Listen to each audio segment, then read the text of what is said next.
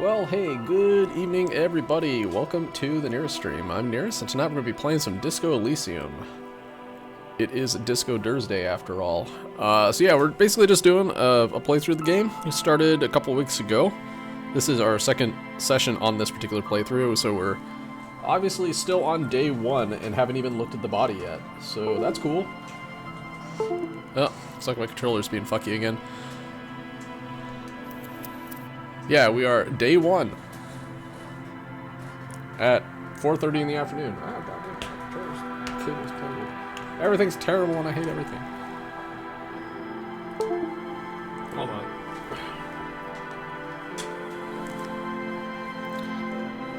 Yeah, basically I've just kind of been wandering around trying to get the good stuff. Oh, I hope that was the latest one. Hold on.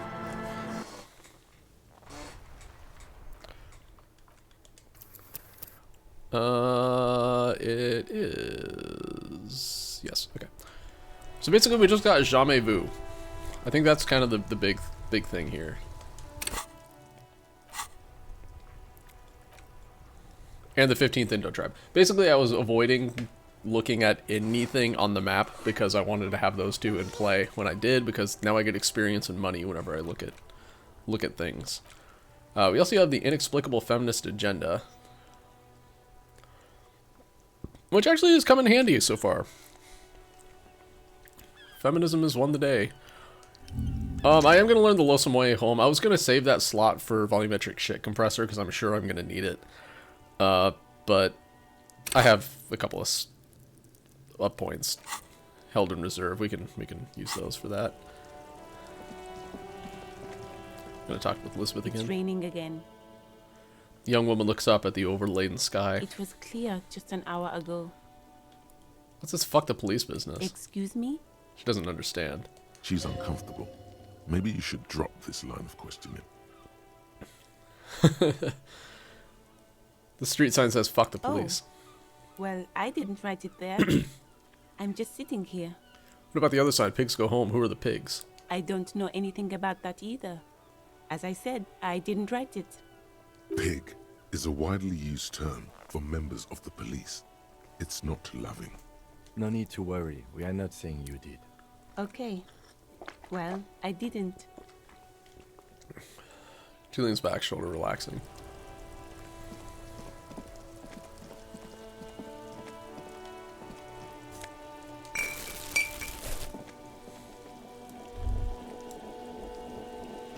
Okay, I'm not gonna mess around with the sign yet.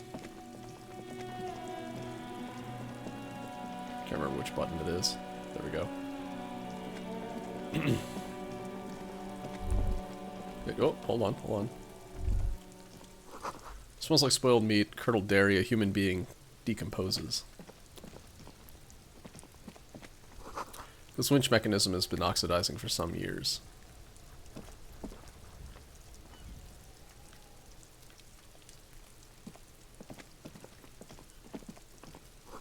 Someone's trying to grow herbs in this greenhouse.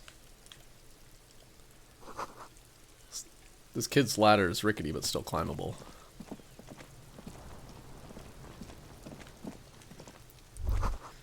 The R wears a crown. On the ribbon, a light above the descending. This is the logo of the municipality of Revachol. Like in words, I swear.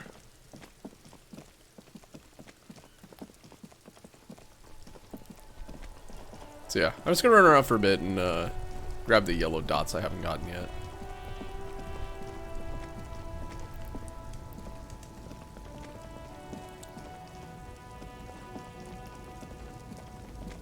Or dots in general, I guess. The bold slogan, Humanox, covers the truck. Ruins full of snow and no one lives here anymore. White tank top, you say?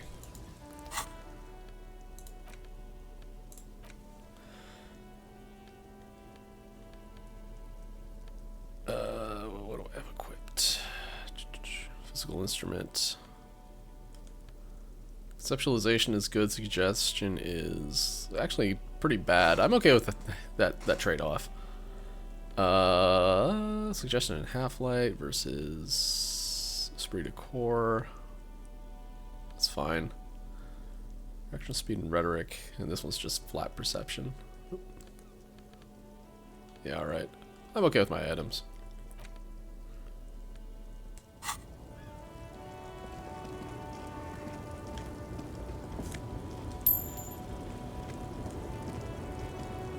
The woman still has her eyes fixed on the photograph in her hands. In the background, the radio plays. I'm gonna have to talk to her at some point. We'll figure that out later.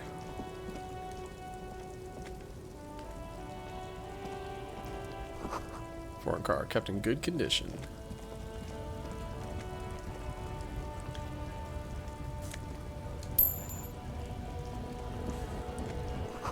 Lawyers probably stored fuel here, now they store booze. We'll leave right to work alone for now.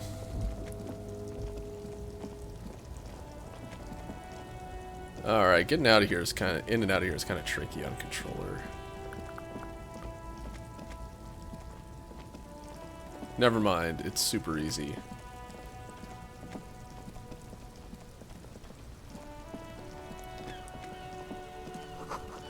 Ancient fountain, it doesn't pump water anymore, there's a tree in it.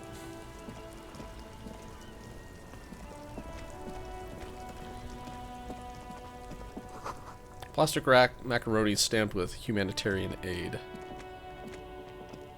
The shine on these sunglasses lasts a lifetime, officer.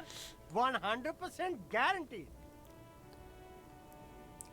Ah, that's actually not terrible. Tell you what, not yet. Humanitarian aid tuna fish, not for resale. The speakers below are It says speakers from the people of Samara. It says food gift from the people of Messina. Helpline to the company that controls the drawbridge. Hot air rises up from the sewer, sour, acidic, and strangely comforting.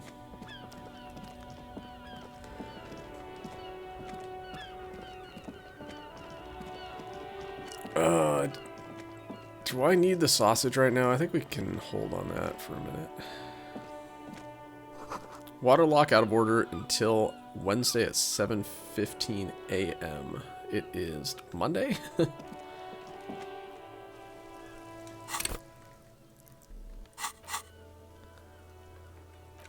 We do not have a map.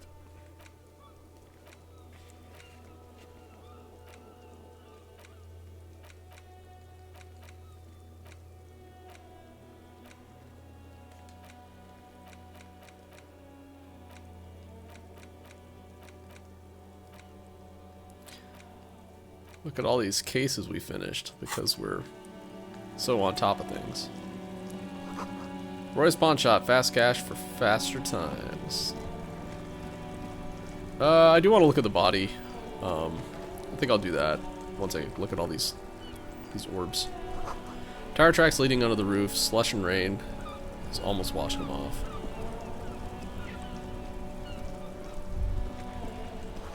Spirited chirps and clicks of swallows fill the air. I don't know how far I got with my ball exploration. Did I go all the way to Joyce? I don't know. I didn't. Alright.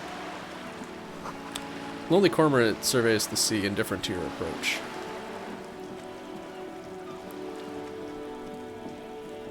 Have I talked to Kuno S yet? Are you trying to sneak up on me? Come to slit my throat in my sleep? While you're awake. It's come to take me out. Trying to snuff me out. Are you sleeping right now? Don't get fucking clever with me, pig. You think you're so clever.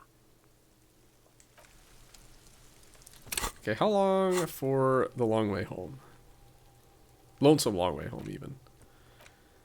It is 6 hours. Oh. Let's rewind. Let's retrace your drunken steps back home. Jump across the raised channel. Bridge southwest of here. Raised channel, bridge southwest of here. Fall over. Get up. Get off the asphalt in 20 minutes. Shuffle your feet through the courtyards. Scaring little children. Go under the great raised motor tract, the 881, until you reach Le Domaine Eminent. in North Jamrock. The streets are frozen this time of year, caked with ice. Walk down Main to Perdition. There's a side alley there, and your footprints in the mud.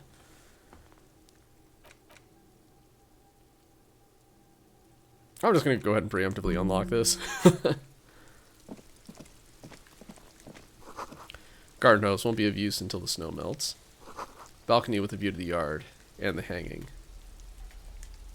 I can't get involved in this. You see a young man on a balcony nursing a cigarette.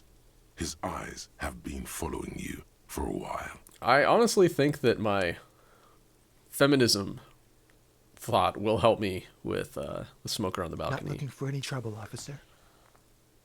He says in a quiet voice, despite the cold, his shirt hangs unbuttoned on his frame. Why are you whispering? Sounds like you're already in trouble. No trouble for me. I just want to know what's going on I don't here. want to be seen talking to the gendarmerie if that's okay. I just want to finish my cigarette.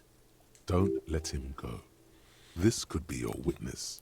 The balcony has a great view of the whole thing. Actually, the gendarmerie really needs to talk to you. Is it really that important? He asks you, adjusting his shirt. Like a nervous cat, he keeps stealing looks at the neighboring windows. All right, but make it quick. Once I finish this cigarette, I have to run.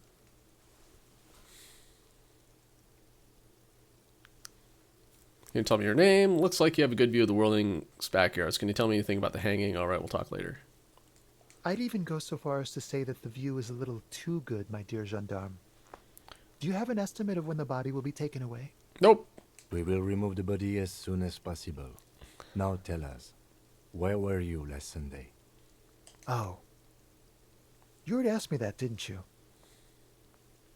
Did I? Did you? Pretty sure I didn't. No, not you. Some more muscular type. And when did you speak to this more muscular gentleman? Lieutenant takes out his little blue notebook and writes something down. Last week? I don't know. Look. He looks around the courtyard again. Rain patters on the windowsills and dead houseplants. Too late to do them any good. It'll take more than rain to bring this place back to life. I should get an actual art degree. You didn't Anyway, answer the question. What were you doing last Sunday? I had a friend over. what kind of friend? It was my Sunday friend. A Sunday friend. How intriguing. Again, electrochemistry can be helpful sometimes. He doesn't reply, gesturing no with his cigarette. Under the grey sky, the neighboring windows are streaked with rain. Can you tell me your name? My name? My name is Martin Martinez. That's definitely not his real name.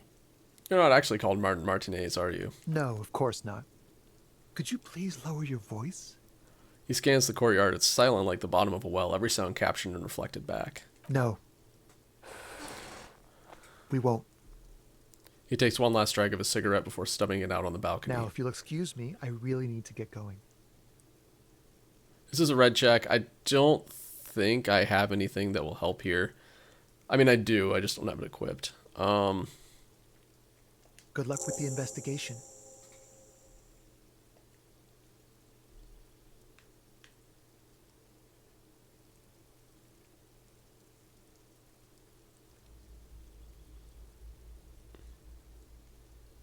He's gone.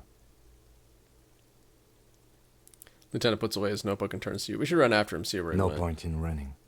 Tenements like these often have multiple exits. If he doesn't want to talk to us, then he'll know how to hide himself. So we just give up. You're right. Probably didn't have anything important to say anyway. He could be a witness. Him or his Sunday friend. Either way, we need to look into that muscular type who's asking about our case. There has to be a way of getting inside the building. Once we've found a way in, we can ask around for his apartment. Great. Let's go. Chairs and tables eaten by rain and rot. Another splattering of bullet holes on this wall. Just a closed door, but you look at it suspiciously.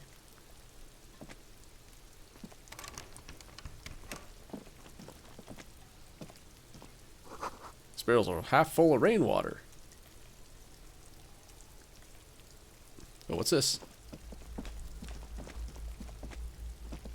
A Containers stone contain like things. any other, lying in a whirl of sleet and mud.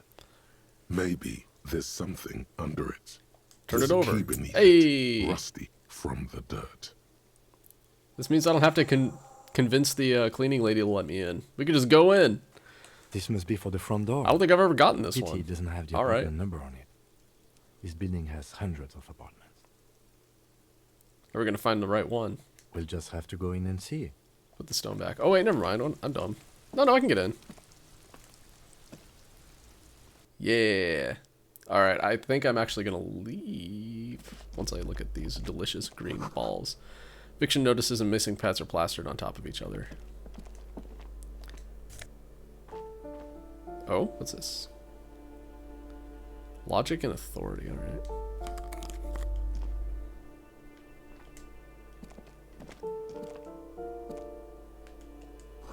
Box is filled with cleaning chemicals, smells of laundry detergent. Old shoe rack, boots, sneakers, and old slippers. Apartment 12, a loud rumbling noise comes from within.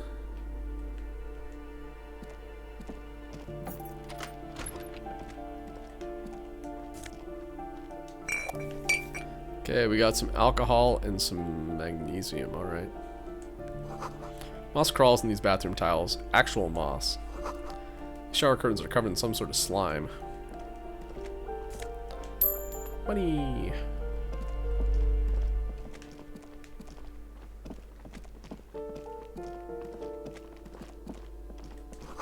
Someone has drawn a 5-point star on the wall. This door has been closed with a padlock. A chalk-drawn number on the board says, number 11. No reply. It's a solid lump of metal, but the shackle is deeply corroded. A solid pair of chain cutters would make short work of it. Better whip out those cutters. You won't get very far otherwise. Yeah, 1 real. I'm rich.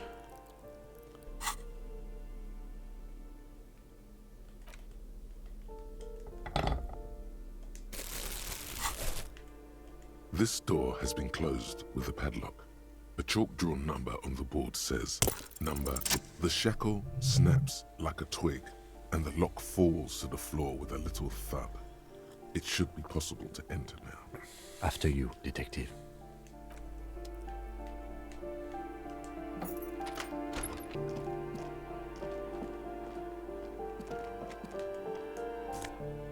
Got a bullet and a jacket.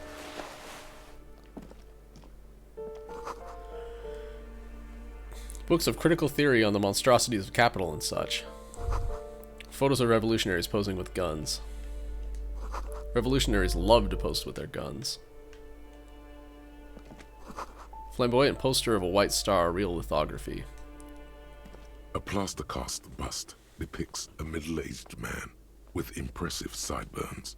The name on the plinth reads, Kraz Mazov. Honestly, he does kind of look like you after all. Why does the tenant have a bust of Krasmazov in their bedroom? Kim, you have to admit, this Krasmazov bears a striking resemblance to me. Hold on a second. Is this why you broke in here? To find out whether you're Krasmazov? I have to consider and investigate all possibilities. No, it's really coincidental. I'm not saying that I am Krasmazov. I'm just saying we look alike. No, Except that fully unhinged. Krasmazov is dead. He's been dead for 50 years now. Just humor me for a moment. Don't you see the resemblance? You're right, this is silly. I'm no Krasmazov. Well, you both do seem to share an affinity for sideburns. But it seems like old Kras here didn't drink nearly as much as you. How do you know? The bust is probably just a romanticized depiction of him anyway. Maybe this bust shows him before he started drinking. Yeah, I have a problem with alcohol. Very well. Let's look for identifying features then. Doesn't he have a birthmark right here? What about you? I can't tell. I can't see my face. I definitely don't have a birthmark on my left cheek. All right. But here's the big thing. Krasmazov looks Samaran, and you don't. You're right. That's definitely something we don't have in common. Good. So you're not him. Man, I look like him, but I know it in my heart. Krasmazov, Okay, that's me. you win. Be Krasmazov then. I don't care. Why are you so hell-bent on proving that you're Krasmazov anyway? Because I'm a communar, because I believe a powerful nation state is the only way to protect the working class from subhumans, because actually, he wanted stability and incremental progress, and so do I. Because he was totally a gangster and a bank robber who went for all the cash in the world. That's me. I'm not sure. I just have a feeling I have, but I trust my instincts. I think you have misunderstood who he was, but if you say so. Why does this tenant have a bust of Krasmazov in their bedroom? Also, we got the suicide of Krasmazov. We'll look at that in a sec. The White Star, the photos on the wall. I think we have broken into the apartment of a young communard. How fitting. Alright, let's take a look. We got a jacket and some glasses. Oh yeah, the glasses are logic minus authority. This one's plus conceptualization. So what's the jacket we have now? I think it's esprit de corps. Okay.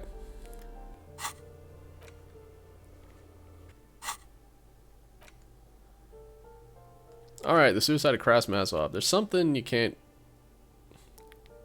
get out of your head. Krasmazov, the father of scientific communism, the premier of the Communist Party in Shestevgrad during the anti-centennial revolution, head of the 11-day government, sideburn-toted, bearded figurehead of the movement, shot himself in the mouth? And died? One day in his cabinet, as things were collapsing around him, just gave up? That's no good propaganda, is it? Be a communist, shoot yourself in the mouth. Something about this irks you. I am not going to take the suicide of Krasmazov. It does provide some benefit. Let me take a look. I know that you gain something if you fail checks. That's basically what this is about. Whoops. Disco Elysium thoughts. Let's look at the old spreadsheet and see what's what. So you get more rhetoric and white checks heal all morale. Okay, that's actually better than I thought. Okay, let's go ahead and type in inexplicable feminist agenda while I got this open. Inexplicable feminist agenda.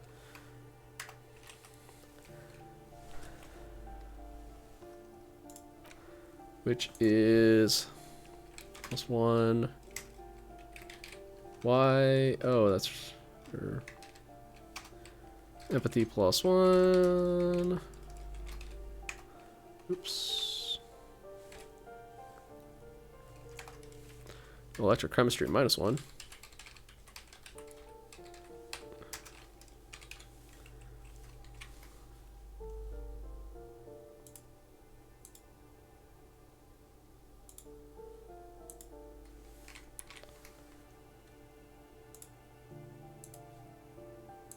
And I think this does some other stuff, but it's not listed.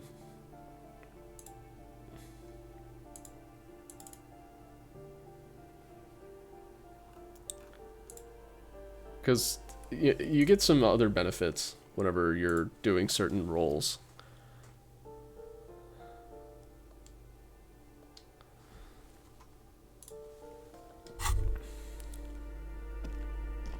What's this? We're getting reports of normal, reasonable, temperate political opinions somewhere in Martinez. You must be mistaken. I'm a real radical. That's me, Mr. Reasonable. Someone's got to keep it sane around here, lol. This is because I keep saying none of the above the political stuff, isn't it? Discard thought. No. It's also about that, but it's also more. Perhaps it's the hangover. Perhaps it's a temporary surge of serotonin, but something tells you. Alright, let's take a look. So, we are 4 on moralist and 4 on good cop, bad cop.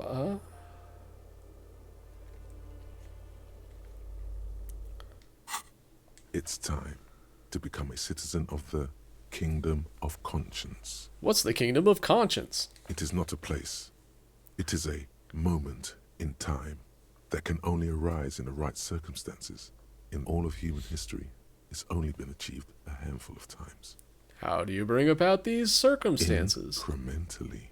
Ooh, talk dirty to me. Yawn. You get there faster with a little speed. History's greatest catastrophes have been brought about by people trying to make the world a better place. Too quickly. That's the genius of Dolores Day. She recognized that progress is meaningless if its gains are lost because of instability. Real, lasting change can only come about gradually, increment by increment. But what about all the things that are wrong now? Tisk tisk. Just because you live in the present God, doesn't I mean love the you have writing the in this right game. to place your needs above the needs of the future. You may never live to see the kingdom of conscience. Your children may not. Even your grandchildren might not. But that's no excuse not to keep working. What sang-froid? What a fucking joke. Wait, is this Kingdom of Conscience really about doing things or just preserving the status quo? Okay, well what is the Kingdom of Conscience actually like? Do you believe the status quo is preferable to chaos and bloodshed? Sure. There you have it. Sometimes holding the line is progress. Okay, well, what's it actually like? The kingdom is difficult to comprehend and even more difficult to describe, partly because humanity will need to discard many of the categories that define and limit it today. The kingdom of conscience is post-capitalist, post-national. It's also post-industrial, post-ideological, and even post-sexual. Sounds incredible. LLC, let's go there right now. Seems fine. I still want to live for the present, though. Man, that sounds kind of terrible. I don't think I want to be a moralist anymore. Slow down, Mr. Reasonable. Did you miss the part about compromising and taking things slow? Oh, right. Let's get there eventually. That's right. Remember, real democracy is just around the corner for Revachol. When that real democracy kicks in, a long time from now, we are all going to be so much happier. I actually kind of want to learn that now, too. Let's see. How long is it? 125. -2 half-light. Alright. I'm down with getting rid of half-light. Heartache is powerful, but democracy is subtle. Incrementally, you begin to notice a change in the weather. When it snows, the flakes are softer when they stick to your worry-worn forehead. When it rains, the rain is warmer. Democracy is coming to the administrative region. The ideals of DeLorean humanism are reinstating themselves. How can they not? These are the ideals of the Coalition and the Moralist International. Those guys are signal blue. They're not only good, they're also powerful. What will it be like once their nuanced plans have been realized? Alright, well, we'll find out later. I actually do. Oops. I kind of want to hold on stuff here. What's this? Oh, postcard. Door number 9 is locked. Well, we can't have that. What's this?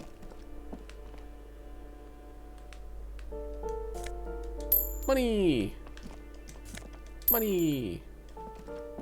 You hear someone walking around inside, rearranging the furniture. Okay, we'll chill on that for now, I think. I do want to inspect the body. I should probably do that.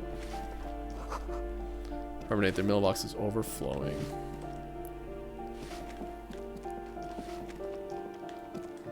Just gonna check the lower floor. Foreclosed by Marne's Real Estate.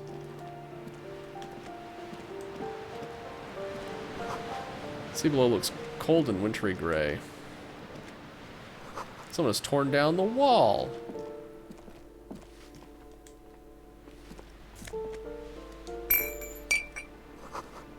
Grocery list on the table and checks.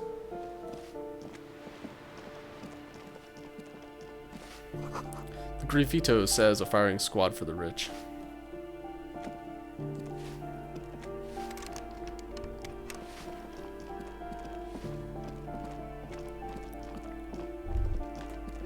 That isn't just a 5-pointed star. It's an inverted white pentagram cradled in a wreath of antlers. Thanks, Encyclopedia. The iconography of communism, in other words. Let's inspect it closer. The star and antlers was developed in the 6th decade of the last century and quickly Man, I missed having adopted Encyclopedia. by Mezov and Yeah. the communards during the revolution. Even today, half a century after, the star and antlers retains the ability to evoke hope disappointment, and fear in equal measure. Why is the star upside down? To symbolize the toppling of the old order. Also, some social democrats were already using it. What's the deal with the antlers? The wreath of antlers represents a natural crown. It was about building a society that could exist in accord with the natural world, and at the same time above it. Why white? Because white is the color of peace. What does it invoke in me? You see noble aims, but also mountains upon mountains of corpses. They should have taken a more measured approach. Also, you're really smart. The price of idealism, unrestrained by humanism. Oh, Never I missed out on pointing it out to Kim. Womp womp. Ah. Crumpled postcard depicts an open-air market in Boogie Street about 5 years ago. The vendor smiles as dead roosters line his stalls, hung by their feet from a canopy. Red blood flows into the muddy street. Blurry shadows of people pass.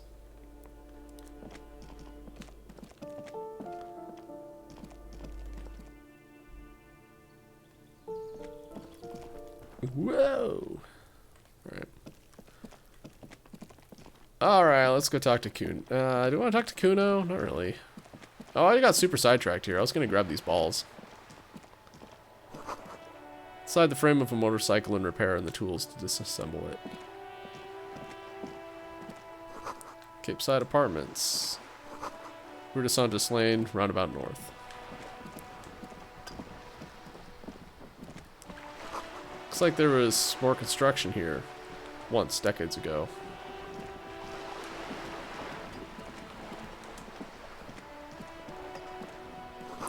Docking reserved for residents of Rue de Saint Lane, 33A. Well, this boat shines like it was recently painted. The room in the Whirling in Rags isn't much bigger than this sloop. This is worth more than you'll ever earn in all your life.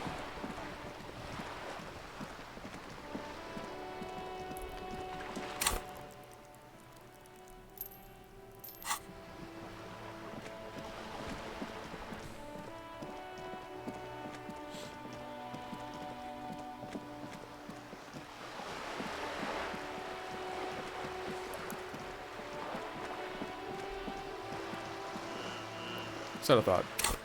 Does Jamais Vu give you stuff other than just the experience bonus? Yes, intellect cap raised by 1. Cool.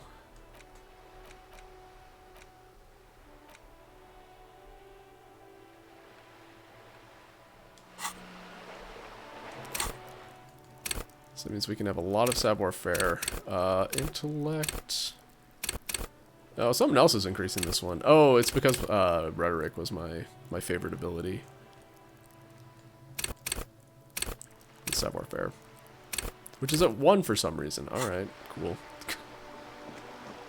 Because I'm wearing lame clothes, that's why. Okay, we've talked to all of them. Okay, let's go talk to the body.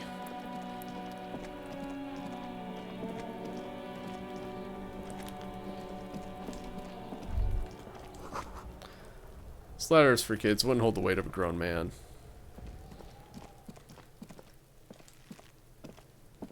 The corpse looks at you with bulging white eyes.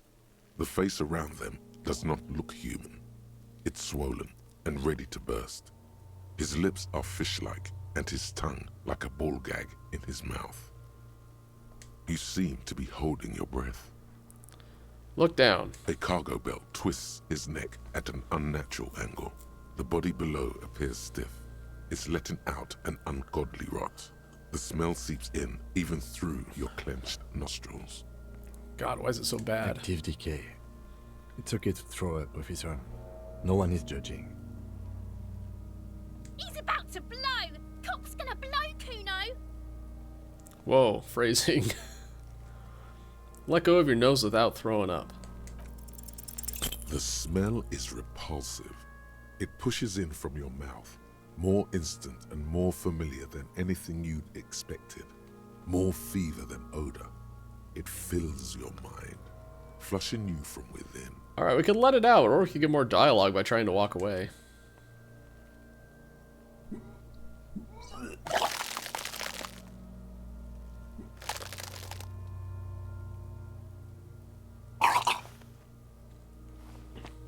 Too late. It's impossible to keep in. Your body curls and pushes it out, burst by burst, until a pool of vomit lies under your feet and your throat stings from the stomach acid. The smell of Commodore Red rises from the pool. Among it, distilled spirit and bits of shish kebab. God. It's okay. Happens to everyone. Keep it. Thanks. The hangover is clearly making this worse for you. You could use some ammonia to clear your head. Think ammonia would help? Okay, where do we get ammonia from? I don't need that shit. If you can handle the headache. Some officers use it to deal with cadaverine odor. But not you? I can't handle the headache. It's more likely he can handle the smell, unlike you. Okay, where do we get ammonia from? That young woman, the gardener, mentioned she used salts for the smell. He nods towards the plaza. If she doesn't have any, there might be some in the frit store nearby. Frita. Acquiring ammonia will provide a modifier to the white check. Modifiers make checks easier and allow you to retry them. Okay.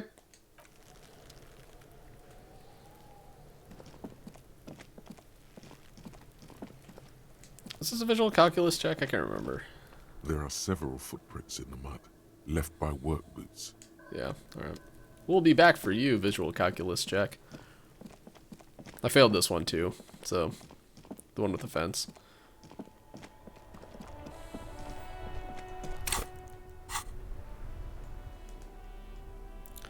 A handkerchief given to you by Lieutenant Kitsuragi. One corner is adorned with lace and a tiny embroidered portiere.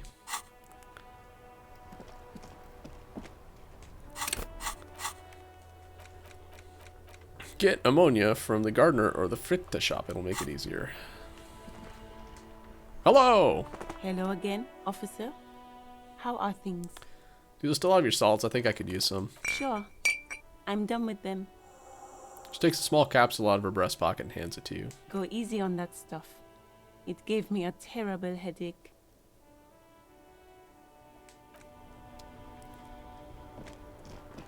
That's a consumable.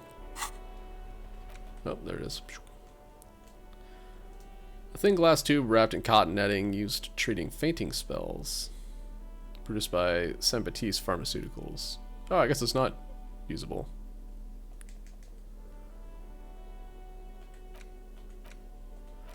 Do I have any endurance increasing items? I don't think I do. I sure don't.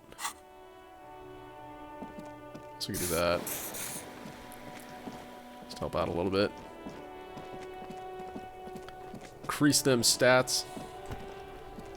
There he still is, looking. I has through ammonia. you with his white eyes. The body below is entirely dedicated to that corpse smell. Emitting it is all it does now. Okay. Look over your nose without throwing up. The Nope. ammonia only makes it worse. The combination forces tears out of your ducts. You manage to keep it in once. The second time, not so much.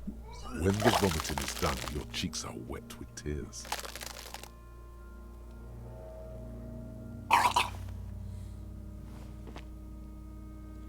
The ammonia didn't help at all. I don't think I want to be a cop anymore. Spit and say nothing. Nor does the wind right now. Feel the lieutenant pat your back, rhythmically. The weight is reassuring, like a crenel on solid fortification. Pat, pat, pat. I've seen strong men turn themselves inside out for hours. You are facing tough odds here. Alcohol withdrawal makes it considerably harder. Why can't I keep it in if I've been a cop my whole life? This is bullshit. I don't want to do this anymore. I don't want to be a cop. Can we do something else? I think I want to solve something else now. Do it without me. I just can't keep it down. I've seen captains puke their guts out. It never gets easier. You never get used to the smell. Every Monday is cadaver day. Throw up, investigate. Throw up, initial autopsy. Throw up, bag it. You pats your back again. Then drive to the station. Maybe throw up on the way there if you didn't bag the thing tight enough. You seem to be fine. I think I've lost my sense of smell. There's a pause. Not being hungover helps too. Alright, can we do something else? I want to solve something else That's right probably a good idea. Clear our heads. But before we can... now. Hey, Ivysaur, what's up? He withdraws his hand from your back and looks in You the need eye. to get your shit together. Okay, no, but my shit already is together. But I don't want to get my shit together. You know what? You're not wrong. It kind of does. We should go talk to the Okay. locals. Find something else to do while the wind changes. It's pretty bad right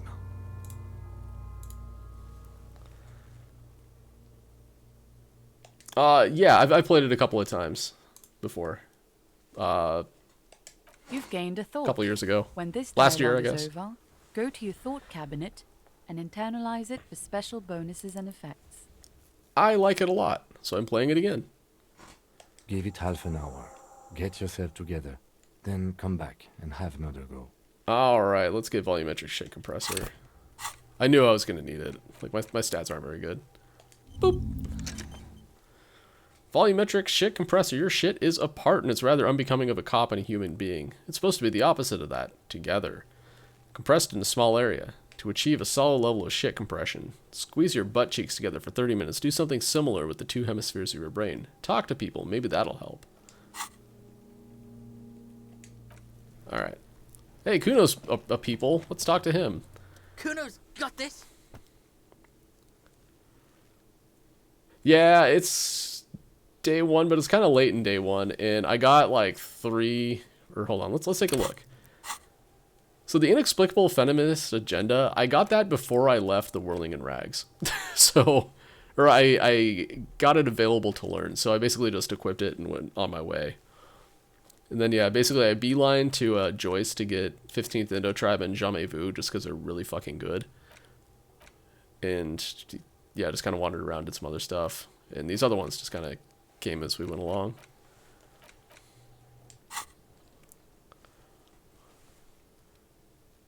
The boy throwing the rocks at the dead body can't be older than 12. If there ever was such a thing as an ugly kid, then this is it. He's almost exquisite in his ugliness, like a gremlin. Oh yeah, Nappa Gumpy, Kuno!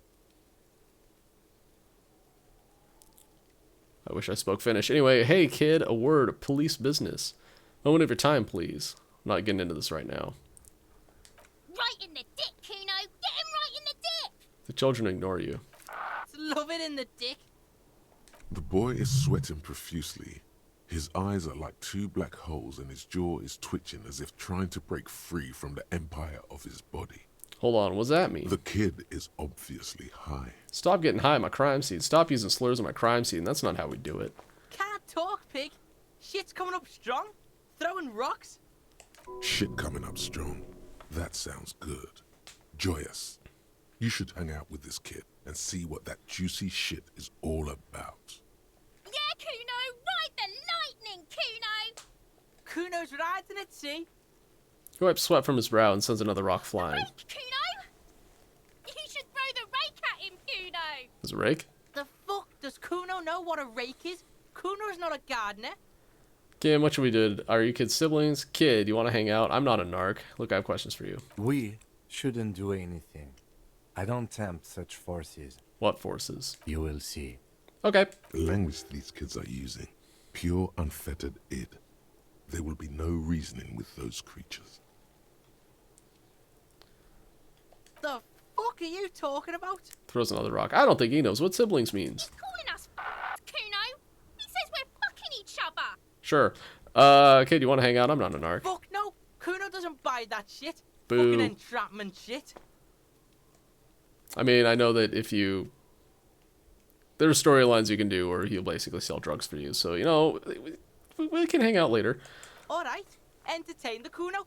Show me what you got. What you got there? What you got, huh? Show me what you got. The body, what do you know about it? Shitload pig. What's your question? Don't tell the pig shit, Kuno! Kim, help me out here. What do we want to know? I don't have questions. Pig's choking! He's totally choking!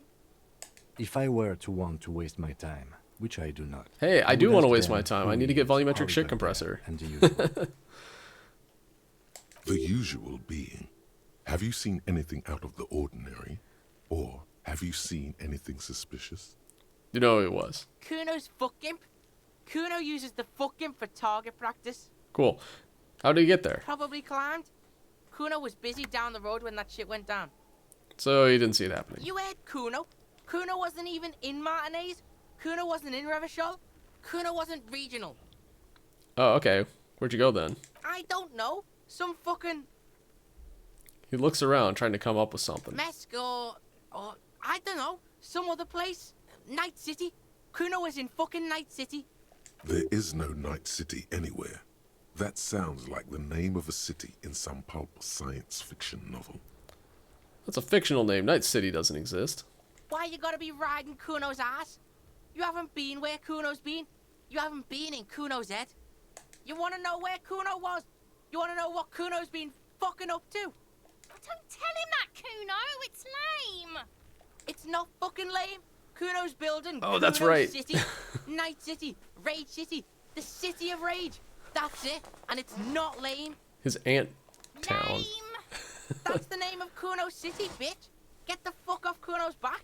This shit ain't about that. Have you seen anyone suspicious around? Just a couple of pigs sniffing around in the dirt. Oh, hey, that's me. That seems pretty fucking suspicious to Kuno. Yeah, you tell the faggoty, Kuno. Looks like you're a fagari now, whatever that means. The suspicious question doesn't really work in antagonistic situations. Do do do do do do do do do do do do do do do do do.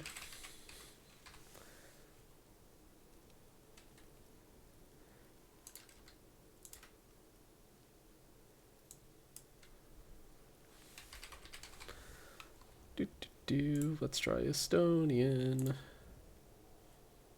Nope. Okay.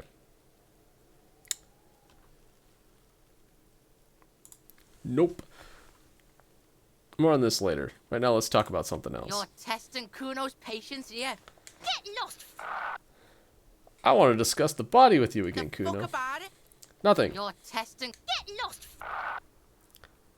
How are we doing on volumetric shit compressor? All right. Neat. About the crime scene, you kids often play in this yard? Right, pig. This is where Kuno plays with his little wooden choo-choo. What do you want with it? Dead man's clothes are in the trash container. How'd they get there? The ladder ever climb it? What's in the greenhouse over there? Might have some questions later. All right. Yeah, Kuno doesn't know shit about that. That shit is beneath Kuno. I need to know. It could be a lead in the investigation. Someone may have tampered with the murder scene. Listen. Like to Kuno. Kuno's Kuno tampering with the doesn't murder care scene. about this small-time shit. Just listen. Kuno saw what you did there, dumpster diving. Sad shit. Kuno could hook you up with some sweet rags. Shit like Kuno's wearing. Your size, good price. 500 real. You'd have to be blind not to notice the giant white letters F-A-L-N running down his trouser leg. Wait, I asked you what happened to his clothes. You must have seen something, seen him lying around. All right, entertain me. What's so great about these pants? No, Kuno, you don't know anything about the tampering. I'm investigating, and I already have pants. Pig, these are found modulars. Liquid fit, performance crotch, urban survival shit. Made in Mirova by scientists. Pants scientists. Believe it, you need this shit. He unzips his jacket to give you a quick peek at the plastic wrap pants. They are graphite black and look brand new. These could drastically improve your chances of survival in the urban wilderness. I am shocked that I passed its savoir-faire check. Okay. My savoir-faire is 1. Coach Physical Instrument endorses these pants. That's They more are believable. tartan ready. They will also make you into an idiot. Yeah, probably. Wait, I asked you about his clothes. Look, Kuno ain't seen shit lying around. Except for that up there. Now you want performance gear or not, Grandpa? The lieutenant remains silent, but his expression couldn't say, "I told you so," any louder. Alright, Pico. Shit's rolling. Don't do business with the pig, Kuno. He's gonna steal all your money, Kuno. As you can see, Kuno and C don't trust you. Can't do business without trust. There's more to his distrust than being a pig. He feels threatened by something obscure in you. What that is, however, remains a puzzle for now. Actually, I have a decent amount of empathy. The fuck? Whoop. A mug in the trash. Is this about the fucking clothes again? 4 empathy. Okay. Yes, does this racist mob have anything to do with it? Yes, this adequate depiction of a South Samara man have anything to do with it? Does this quaint, better, not taken out of its historical context, have anything? Yeah, Kuno sees where this is going. Kuno's got that fast brain. The You meth saying brain. You pigs are after the mug fucker, cause he's the clothes fucker. Sure. Racist mug. Could have been communist points. Whoops. I can't hear you, Kuno. Speak louder, Kuno. That's exactly what I'm saying, Kuno. Someone has tampered with the crime scene. Clean some of it up. Shit, that's tense. Someone's going to the beat-down basement, huh? Mug guy gonna get tied to the radiator. He nods in approval. Kuno doesn't know who put that shit in there. And if he did, he wouldn't squeal. But if you find out, maybe you can... Stop turning into a pig, Kuno. They're trying to get you hooked on the snitching. Get away from my Kuno. Yeah? Get your bacon shit away. Kuno doesn't like to be seen with the popo. Get your shit done and out of Kuno's face. The ladder. Ever climb it? Point to the ladder on the tree. Look at that fucking shit. You're trying to get Kuno killed. So, you would say the ladder is unclimbable? Fuck does Kuno know? Kuno's not a fucking acrobat. The lieutenant takes a quick note in his notebook. It's a trap, Kuno. Don't climb it, Kuno. What's in the greenhouse over there? Dunno. Kiptas gardener used to work there. Kipt is a pejorative term used to describe people of South Seminese or Areopagite descent. It used to be a common first name among the Areopagites of Ilmara. Not so much anymore. Hold on, the gardener used to work there? You mean the young woman by Whirling in Rags, that gardener? Yeah, that's what Kuno said. She couldn't handle the heat, so she took off. Kuno can take it. Shit's nothing to Kuno. Look, Kuno doesn't explain shit. Kuno just says shit. Looks you in the eye and nods as if agreeing with himself. Yeah, her. Yeah, whatever. Kuno doesn't give a shit. 2. Spits over his shoulder and looks back at you. Yeah? The kingdom of Kuno? The fuck do you want with it? Yeah, whatever. Kuno's Kuno, pig? The boy points to his chest with both hands. So you refer to yourself in the third person. Kuno, is that some kind of gang name? Got some other question. The fuck are you calling a third person? Kuno's the fucking first person? He looks slightly confused, but proud he came up with that retort. But right as he's getting distracted, you hear a malevolent hiss from behind the fence. Watch out, Kuno. He's trying to fiddle you. He's going to put his hands on you. The thing behind the fence starts squealing shrill and violent like a fire alarm. Help! Pig's got Kuno! Help! Rape! The sound gets louder as the child shouts at the windows overlooking the yard. Help! He's got the Kuno, help! Help! He's digging his dick out! Escalate, Kuno! His dick is out! You're afraid! Pigs in aim, Kuno! Somebody, please! Shut him down. What is this sick charade? Who put you up to this? Are you high right now? Don't punch him. It's a bad idea. Back off. Help! Misters, help! He prances around, his eyes bulging out of their sockets, rolling hard, yelling at the windows. He's having the time of his life. Total ecstasy. Fuck the pig. He's flashing Kuno! He's showing his genitals! If you don't help Kuno now, it'll be too late! Who put you up to this? No one. Kuno's doing this because he likes it, pig. This is where Kuno establishes dominance over you. You can't let that happen. It will make things harder down the line. You may end up missing crucial information. Help! The pig's gagging him! Kuno can't speak! Someone put you up to this. You put him up to this yourself when you decided to talk to Hey, him don't in the first blame place. me, Kim. Listen to your friend.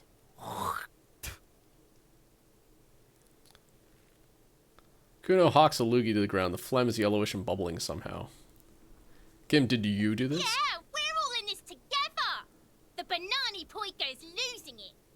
The lieutenant doesn't even shrug. Help! RCM is trying to fuck us! No! Get off Kuno, you sick fat fuck!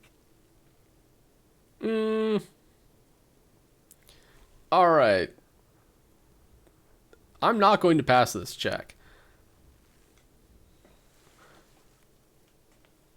I don't know that I've backed down. Let's try it. Look, Kuno whispers even softer than before, vanishingly I silent. know you wanted to hit me. You got that, I'm gonna fuck that Kuno up look. The Kuno's dad gets. The murder look. The rage look. No! Yes, but I didn't act on it. It was just a fantasy. Yes, but I don't get back to it. I want to get back to that thought. How do you know that? You can't see inside my head. Can you read my mind, Kuno? I'm not going to say that. That gives him more authority. I know what you thought. I'm gonna fuck that Kuno up. I'm gonna shut that shit down. You know what? You should've, because now Where is his voice again? you're nothing. You're a joke to Kuno. Kuno laughs at you. King Kuno! Kuno turned you into his prison, bitch! You're gonna be in this shit with Kuno! No, you're not. We can just leave. Bitch, you're gonna be in this shit with Kuno forever! A peepo is a type of hat, by the way. Nice peepo. You don't talk to me about my fucking peeper! You don't know where I come from! You're just Kuno's bottom bitch! Whatever. I just had some questions about the Okay. crime scene. Kuno is kind to his bitch. Ask your questions, but remember, this changes shit. Click, click, click, click! We'll come back to that later. Kuno, I keep throwing up and I can't investigate the body at all. Like a fucking volcano. Yeah. Fucking pathetic. You're lucky you didn't die there! Maybe you got some advice from me. I mean, you were both obviously handling it quite well. Yeah, they're also like flying on drugs. Yeah. Kuno's got some advice for you. Kid looks to the left, then to his right, then leans toward you. What are you? Like 80, right? Maybe you should stop embarrassing yourself in front of a fucking kid. Perhaps you could compress this negative energy and turn it into some sort of a Kuno-fied non-vomiter. What? Kunified non-vomiter, here I come. Don't ask questions. Roll with it. It will work. I promise. Kunified non-vomiter, here I come. That's right. Turn your weaknesses into conceptual strengths. Try it again now. Okay, I'm off. Kuno doesn't fucking care. Well, we got volumetric shit compressor anyways. Compressor. Bizarre scientific news from Revachol West today, where a police officer's shit has been observed at a pressure of around 495 gigadecimals. These metallic hydrogen levels of shit togetherness were thought to exist only at the center of collapsing stars, not law officials. It remains to be seen how long the shit singularity lasts. Okay, this gives me all white checks for endurance. Basically, it lets you progress with the plot. That's all that it does. Learning cap for endurance raised to 4. So this is a pretty stat once you get through this first check. Because there's like 2 endurance checks in the entire game. So in the +1 to your max stat for endurance is kind of meh as well. So that's definitely one that I'm going to be replacing at some point.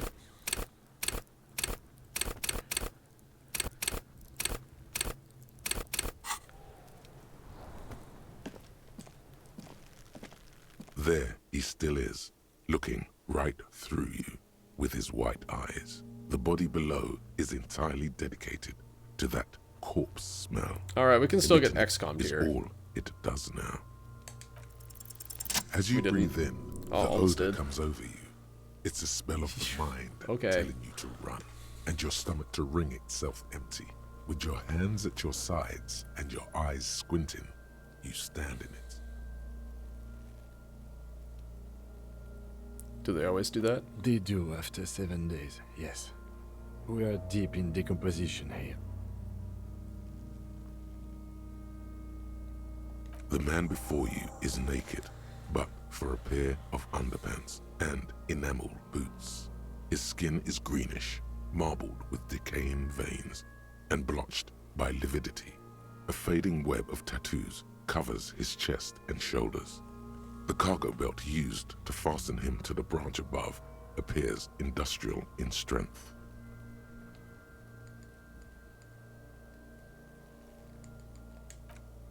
As you narrow your eyes, the monster before you blurs into a violent mess of green and pink.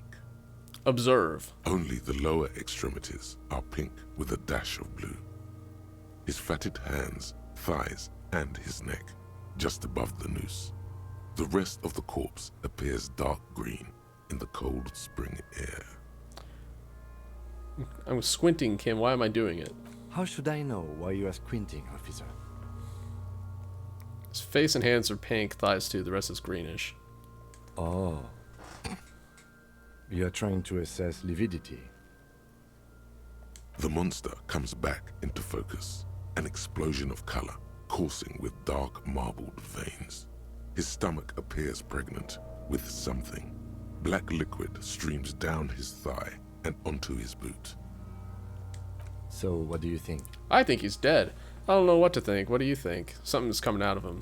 He's beaten up. See the bruises? I agree. His personality is no longer a part of the world. Totally dead. The world no longer stores its personality in its composition. There was a time for that, but it ended 7 days That ago. sounds about right, yes. Alright, I'm actually going to... let's buy another slot here. We'll go ahead and throw Kingdom of Conscience in there. It doesn't have a huge learn time. I don't think I need Half-Life for this, so I think we're fine. Oh, we get +1 encyclopedia for that. Fuck yeah.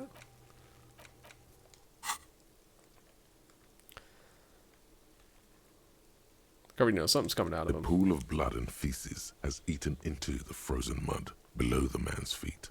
Purge liquid is dripping into it, drop by drop. The victim appears to have contained no more than half a kilogram of digestion at the time of death. The fuck he's saying? Talking about shit. We got lucky. Maybe he went to the toilet sometime before death. Did we? I don't feel lucky. It's being up. See the bruises? I do. Most of them are post-mortem. Maybe even all of them. The delinquents have made our jobs harder with their little sport. Stop talking in riddles, coin slot. It means you fucked him up good, Kuno. Fucked him up brutal like. What do you think? I think he was upright immediately after death. Blood has gathered in his hands and feet, and his neck. Points to the fat and chin. The noose acted like a tourniquet, keeping the blood in his head. The hypostasis here is in tune with the hanging. That's what I think. Could it still be he was moved after death? There's always a chance. We should check for ligament marks on his neck to see if they're in tune with the belt. We'll have to get him down first. But there is no breath to catch. Only the cadaver filling the air and your nostrils. He slowly rotates before you, decomposing. His eyes are milky white Looking him in the and eye. blind to the world, protruding comically from their sockets. There is no one home, just subaquatic terrors there. Dark brown hair grows on his head. Man, I wish His I had face the is horrific ready to necktie. explode from the organic processes inside. The death's head grin has passed. What remains is an unrecognizable mess. The corpse looks right through you as you distance yourself from its stench, eyes like a shark.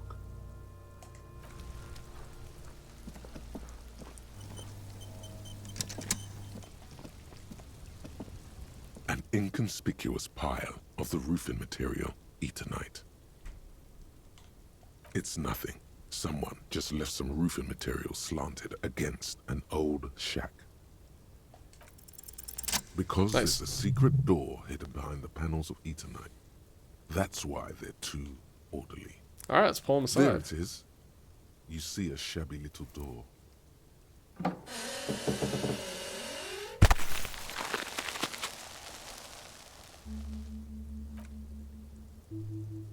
What is this then? A tool shed? Let's investigate. I'm going to be back with the body in a minute. I want to get the horrific necktie. But in order to do that, I need to upgrade my savoir-faire. I'm going to go ahead and do the check for trying to get the jacket here. Aptitude of magnesium.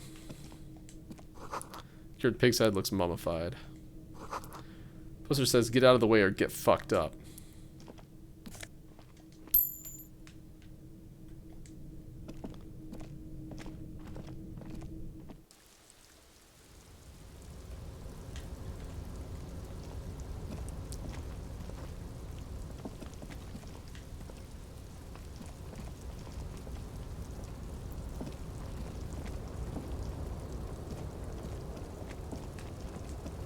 This doorway is going to collapse soon. Whoop.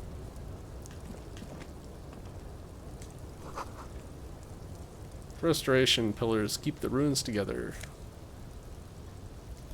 Postcard, get. Money, get.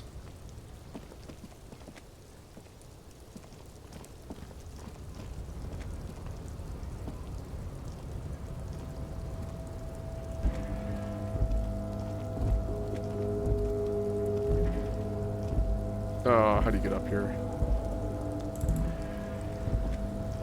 Aha!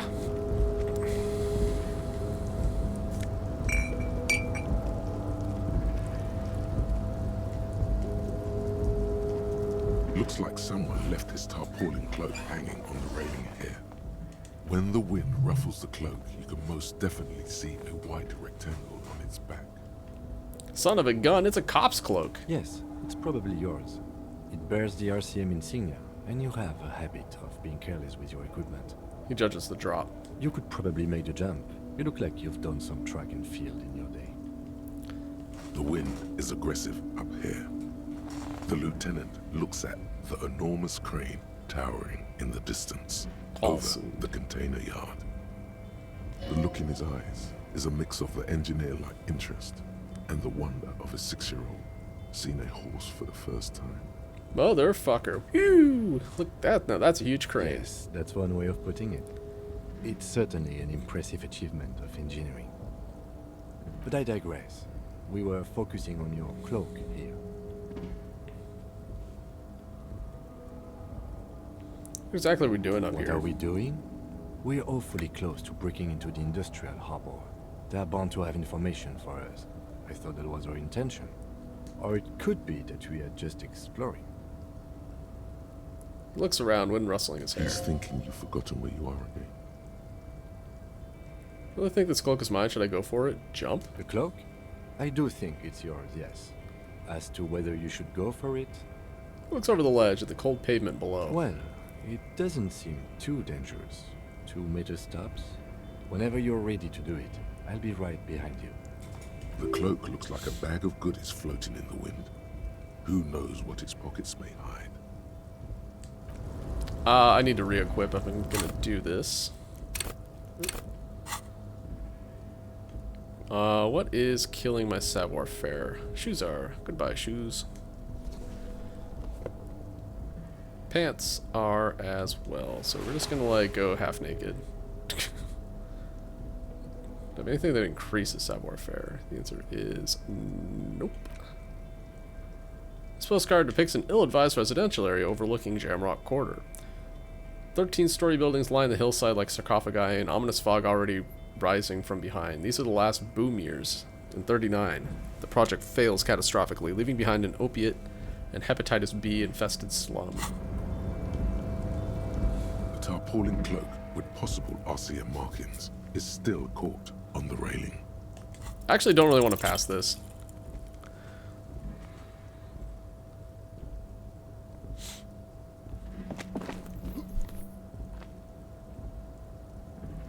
No, no, that's still too high. Wow. What were you thinking? You're not a gymnast, you're a boxer, and you've climbed way too high up here.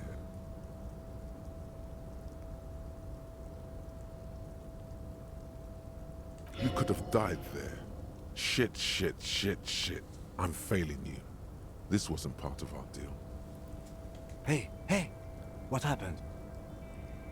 Sounds genuinely worried. I'm alright, Kim. I just can't do this right now. I understand. We can always come back when you are feeling better.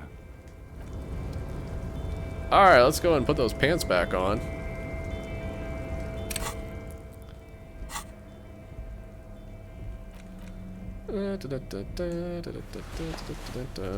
Alright.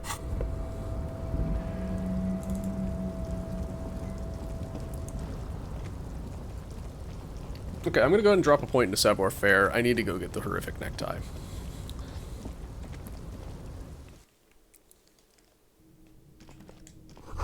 Silver plate with traces of bone yellow powder. Be still, my beating heart.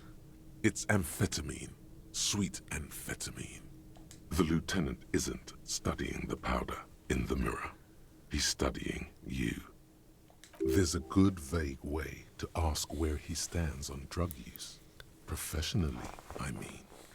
Someone has taken narcotics here. Perhaps the police should interfere. I wasn't thinking about taking it, I swear. I was thinking about justice. I've heard amphetamines make you a really good detective. Are you a really good detective? Perhaps not. This is below our pay grade, detective. However... He points to the ladder in the corner. But that there was an interesting find. An alternative path into the harbor that the kid uses. Well done.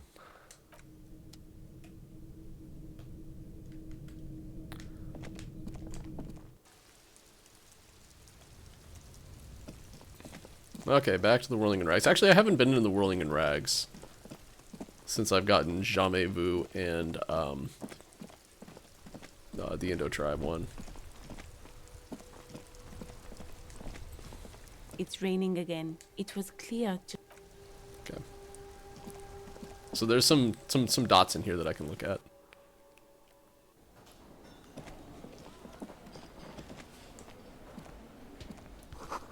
Royal Pinball Machine is unplugged. Signage Mess Hall reserved for Union members. Doors open 1600 hours. Inside you catch a glimpse of Union paraphernalia. Strike poster, some red pennants. Have I talked with Bald Man yet? Maybe?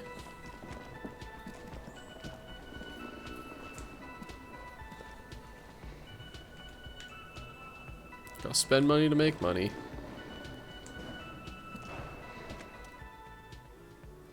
Man is sleeping at the table wearing mud-caked boots and rolled down overalls.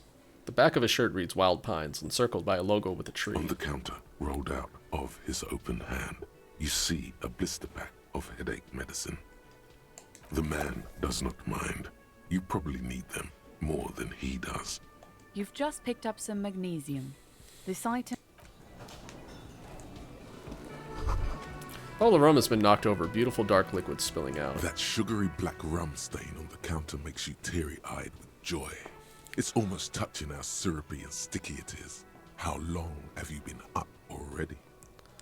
An hour? 2 hours? Pretty long. It's drink the clock. Attaboy. It's coming back to him. You had your mesolimbic reward pathway worried there, not thinking about drinking all that time.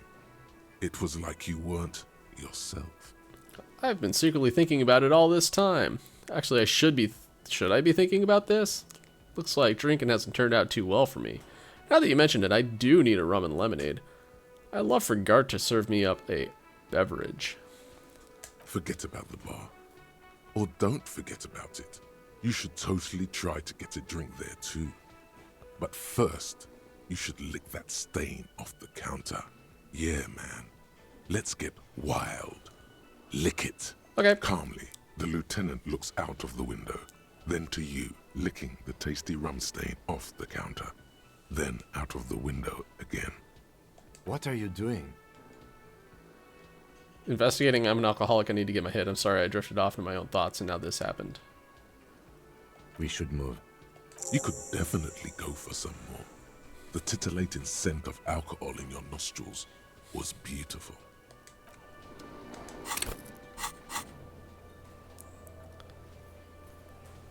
Zero honor. I like it. Okay.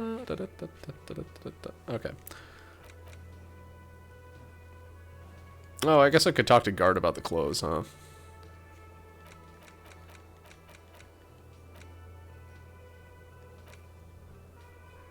After 2200. Okay.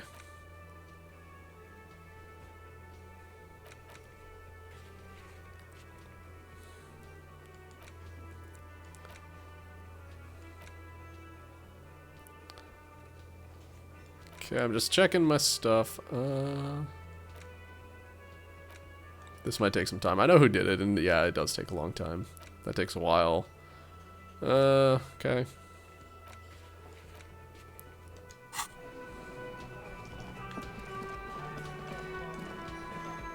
Summer door is closed for the winter. This is where the lyrics would be. Big old karaoke mic, just waiting for someone to sing into it. Speaker is connected to the radio. The music is seasoned with static. Soft purr of an electric juicer comes from the kitchen. Someone is working. This is a water cooler. A large bubble is rising to the surface. The menu has been wiped clean. Only the word Monday is written on it. Dishes are drying. They smell of chemicals and pine trees. Oh, these are clean. The aroma of spices, alcohol, and tomato hangs in the air. The man ponders his cooking utensils and gives you a little nod, acknowledging your presence. Do you know what's behind the door? He looks up at you, then looks away quickly, shrugging and muttering something to himself. Shrugging is an international sign for, no, I don't know what's behind that door.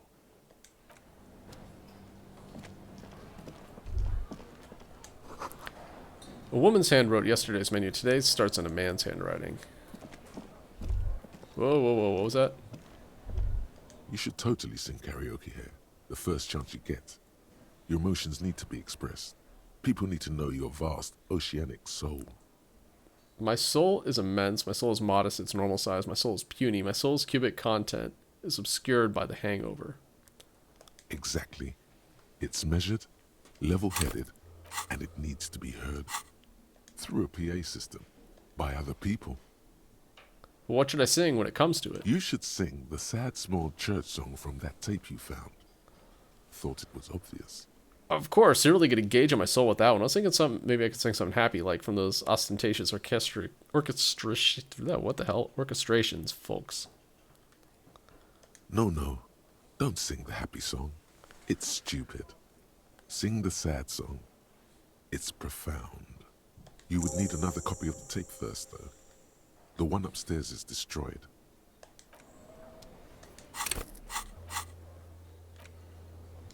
Get a hold of a sad song karaoke tape. Alright, so the main reason I came here, aside from getting all these balls, okay, this is a weekend edition of this satirical newspaper, Trompe le Monde, is to get the tie. So, yeah, nothing on the front page rings a bell. Strange.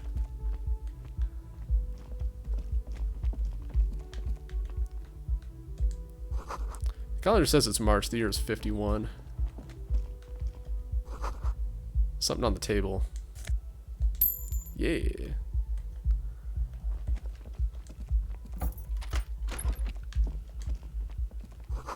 Looks like someone tore the tape out while the song was playing. Real player is still on. Rolling empty. This magnum-sized bottle of Commodore Red is empty.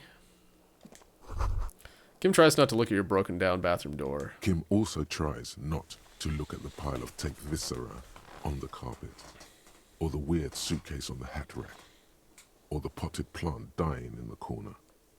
But it's all just too morbid to ignore. You're looking at the destruction. So sorry for this. I did it my way. This is where the magic happens. Say nothing, nod stoically. He nods. I'm sorry for this. I did it my way. This is where the magic. He takes a step toward the door, like he'd like to leave. No, we're here for a reason, Kim.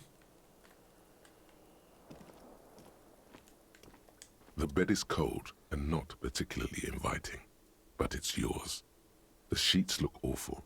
The option to go to sleep becomes available every night.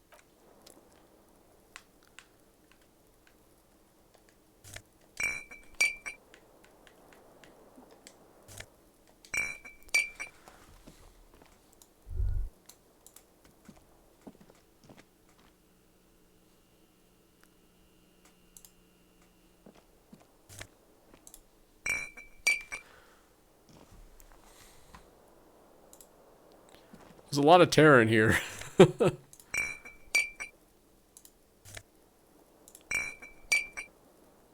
Oh, there's some more. I can't pick that one up. Interesting.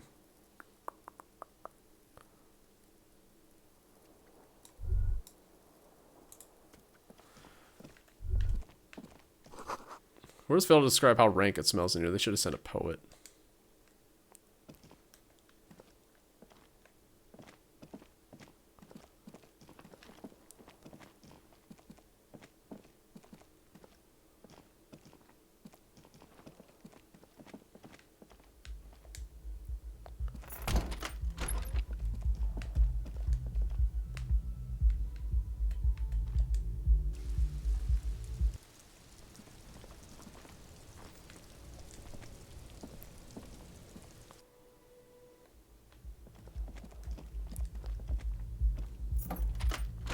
Oh, I lost a ball. Boo. Well, whatever. So... This fan has 2 chain pull switches. One ends in a tiny fan, the other in a light bulb. A truly horrific necktie has somehow attached itself to one of the blades. Okay, so we're going to drop a point into savoir-faire. Boop. We are going to unequip everything that decreases savoir-faire. And apparently my bag of terror. That's fine. This fan has 2 chain pull switches. One end, you swoop up and catch the tie. Snap, it's released from the blade. What you have in your hand is a truly hideous necktie with 4 or 5 different patterns. The knot reminds you of a noose. We are absolutely equipping that right now. Oh, it's equipped. Yes.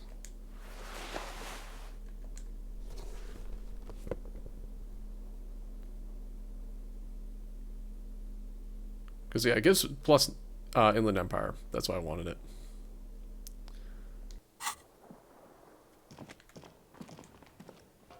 A mirror hangs on the bathroom wall. In it, your face, adorned with the expression. Do I have the chain cutters equipped? I do. That's awkward. Alright. I have 37 bottles, damn. A mirror hangs on the bathroom wall. In it, your face, adorned with the expression.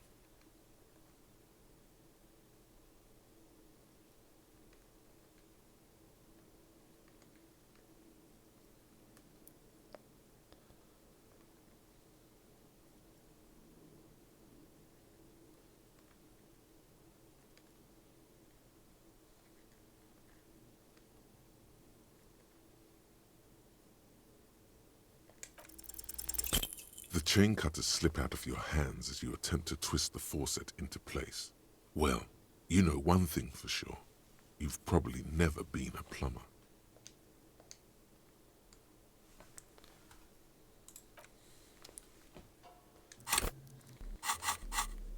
Do I have anything that increases encyclopedia?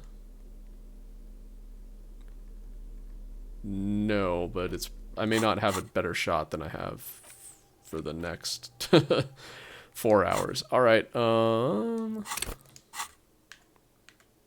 mirror hangs on the bathroom wall. In it, it belongs in the new, the 3rd decade of the current century. Enough time had passed from the failure of the revolution that, for a fleeting moment, free market economy seemed like the ultimate, uncontested way of life for our species. Things were good. It was smooth sailing. People made gold and champagne-tinted interiors and facades to suit the times, calling this the new style. But more importantly, disco happened. Forget about ostentatious orchestrations. For Revachol, your city, that meant only one thing. Guillaume la Million. Out of the dazzling swirl of disco music, in an open air, boîte de nuit Somewhere in Revachol West, Guillaume's blonde mane appeared on the screen. He sang some bullshit. Then he made the expression. So I adopted it. Why? I feel the need to add a sound when I make it. Click, click. How long ago was the new? Anything else? Like who I am? Why did I become a cop? Why did I drink myself into oblivion? What does this have to do with ostentation or orchestrations? Everyone loved it. Maybe you thought some of the stardust would rub off on you. Maybe it did. Either way, it's all gone now. Only the grimace remains. The click is used to spur on a horse. It also features heavily in Guillaume Le Million's regional mega hit, Don't Worry, Your Pretty Little Head. Sometimes you like to add finger pistols to the mix, because, unlike Guillaume Le Million, you are a police officer. It's your nifty little way to say, I'm armed and dangerous. Ooh. There is a vast ocean of time between right now and the expression, looking good on you, or anyone. 2 decades, if the calendar is to be trusted. Humanity has run aground in that time. It's a different world now. The expression is a relic. Anything else like, who am I? Why did I do this? All that stuff. You have some understanding of the near history of disco, plus the trivia you've picked up along the way. Episodic memory, however, remains in the dark. It may never return. You should prepare yourself for that. Not really. OO must have just stirred your mind. They're more like a disco rock band anyway. Guess that's it then. It doesn't have to be. You can swoon over Guillaume and his champagne-corked smile whenever you want to. Maybe some of the stardust will return.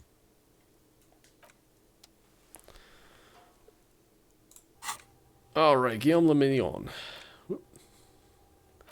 Whatever happened to Guillaume Le Million, who, with his amber mane and sparkling teeth, beguiled the tattered remains of a nation?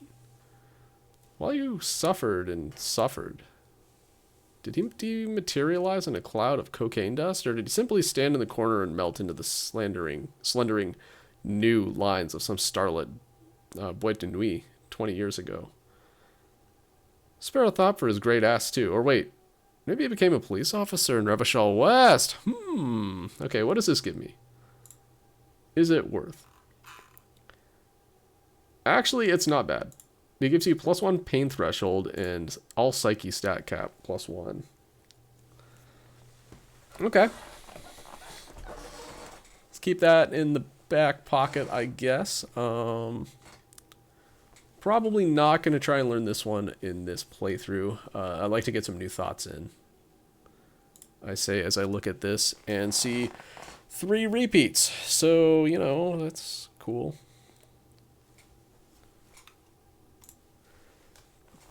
Oops, I did not want to close that window. Come back.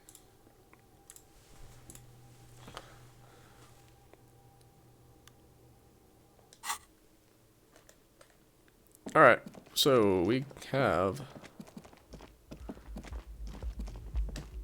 some stuff. Alright, let's go ahead and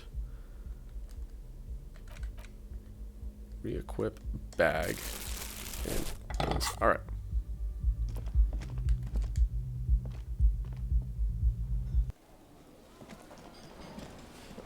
I am... Oh, wait, hold on. I just had an idea. I was about to say, I'm kind of surprised that I haven't talked to my necktie yet.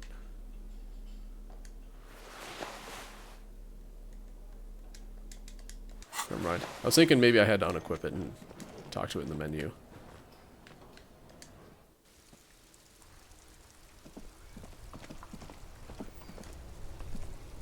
It's raining. It was clear. Just an...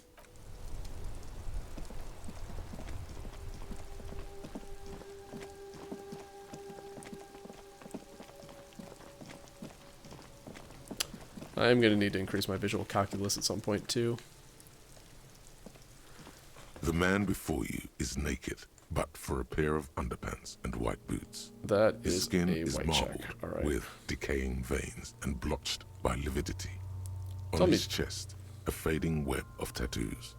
The cargo belt used to hang him from the tree looks reinforced. Tell me, who are you, dead man? The lips of the corpse are swollen preposterously. They are also... Who is he? Whoops. He is male, 40-50, with an athletic build. You know what? I'm going to drop a point in the Inland Empire just because it's kind of... It leads to an couple of interesting things. So we're going to try this again. The man before you is naked, but for a pair of underpants and white boots. Also, His skin is there's a marbled path that you can with go down with the decaying necktie. veins and That's blotched awesome. by lividity. On his chest, a fading web of tattoos. The cargo belt used to hang him from the tree looks reinforced. I'm gone. Where have you gone? I can see you're gone, but who are you? What is happening? I hate you, and you stink, and you're boring. Into the wild pale yonder. Where dat? In the pass. Way out in the west. Can't get the damn compartment of my ledger open. The blue heart. Oh, that's good shit. You'll love it. Just press down and fuck it open like you always do. Fuck it hard. Go-po-po the clown. He means force. It'll work. I see you're gone, but who are you? I'm a joke. Look at me. There's nothing funny about you. You are now, but who were you when you were alive? There is nothing funny about jokes either. A killer. A motherfucker. And a killer. I have another question for you. Go ahead, Coppo. What's happening? What do you mean? I'm talking to you. It's the power of your... Black frothy liquid starts bubbling from his lips. Imagination. Go ahead. Ask me more questions. You fucking love questions. Why do I love questions so much? Because you're a copperoonie. Look at all of them go. Do you want more questions? Yeah, give me more. Give me a comical amount of questions. Coming right up. Copperoonie, Rooney. This is getting upbeat now.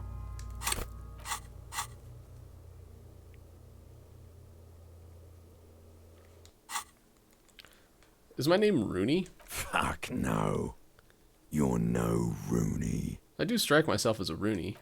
No, you don't. Between you and me, your name is probably Harry.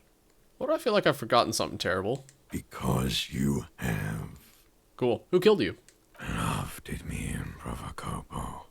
It was love all along. Can you ask me a question? Sure, Lobo. I can ask you a question. Why are you doing this? What? Looking at my face, motionless. Looking into my eyes. Standing here. Why are you investigating my murder? I don't have anything else to do. This case is all I have, because he told me to. Maybe this will lead to something. Something indescribable, unforeseen. Miraculous?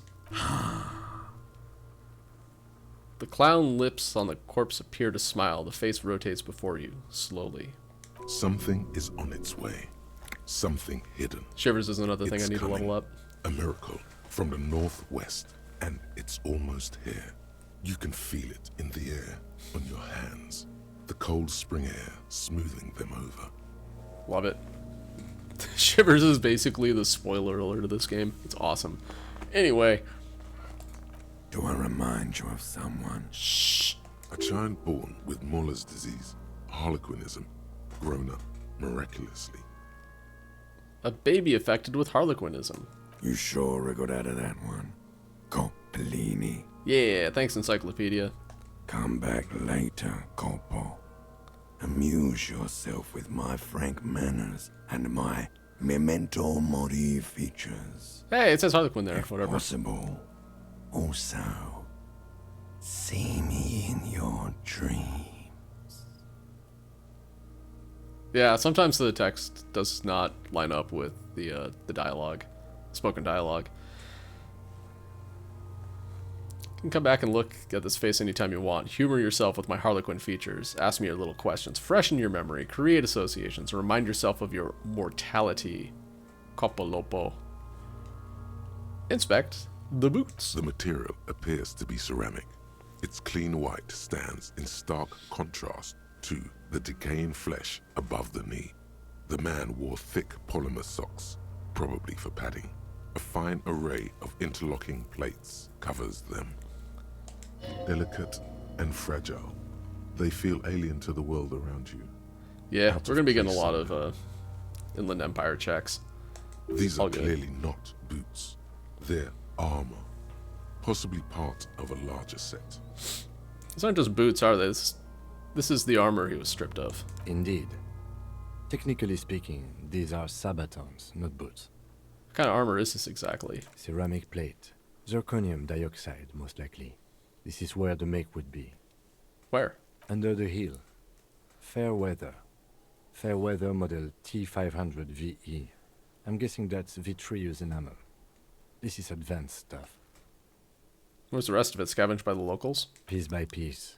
He's been out here for 7 days. It would be odd if they didn't. We should keep a lookout for these species. Where's the rest of the armor? Could yield information. This is one thing he might actually know. Maybe he was just wearing these boots and not the rest of the armor. No, I think he had something precious underneath the clothes. They had to remove the jeans and shirt we found. Oh, I get needed to it. talk to Guard about And that. this kind of armor is often worn under fabrics. What if they told him to strip before they hung him to demean him? They usually hang them completely naked for that. La puta madre, the Mazda, the Besmerties and the like. This one still has his underpants. Fucking talking about underpants. Ha ha ha ha! Clearly, Kuno would like to interject something here, but there's not enough for him to hold on to. Turlo looks out of place here. It is. It's expensive.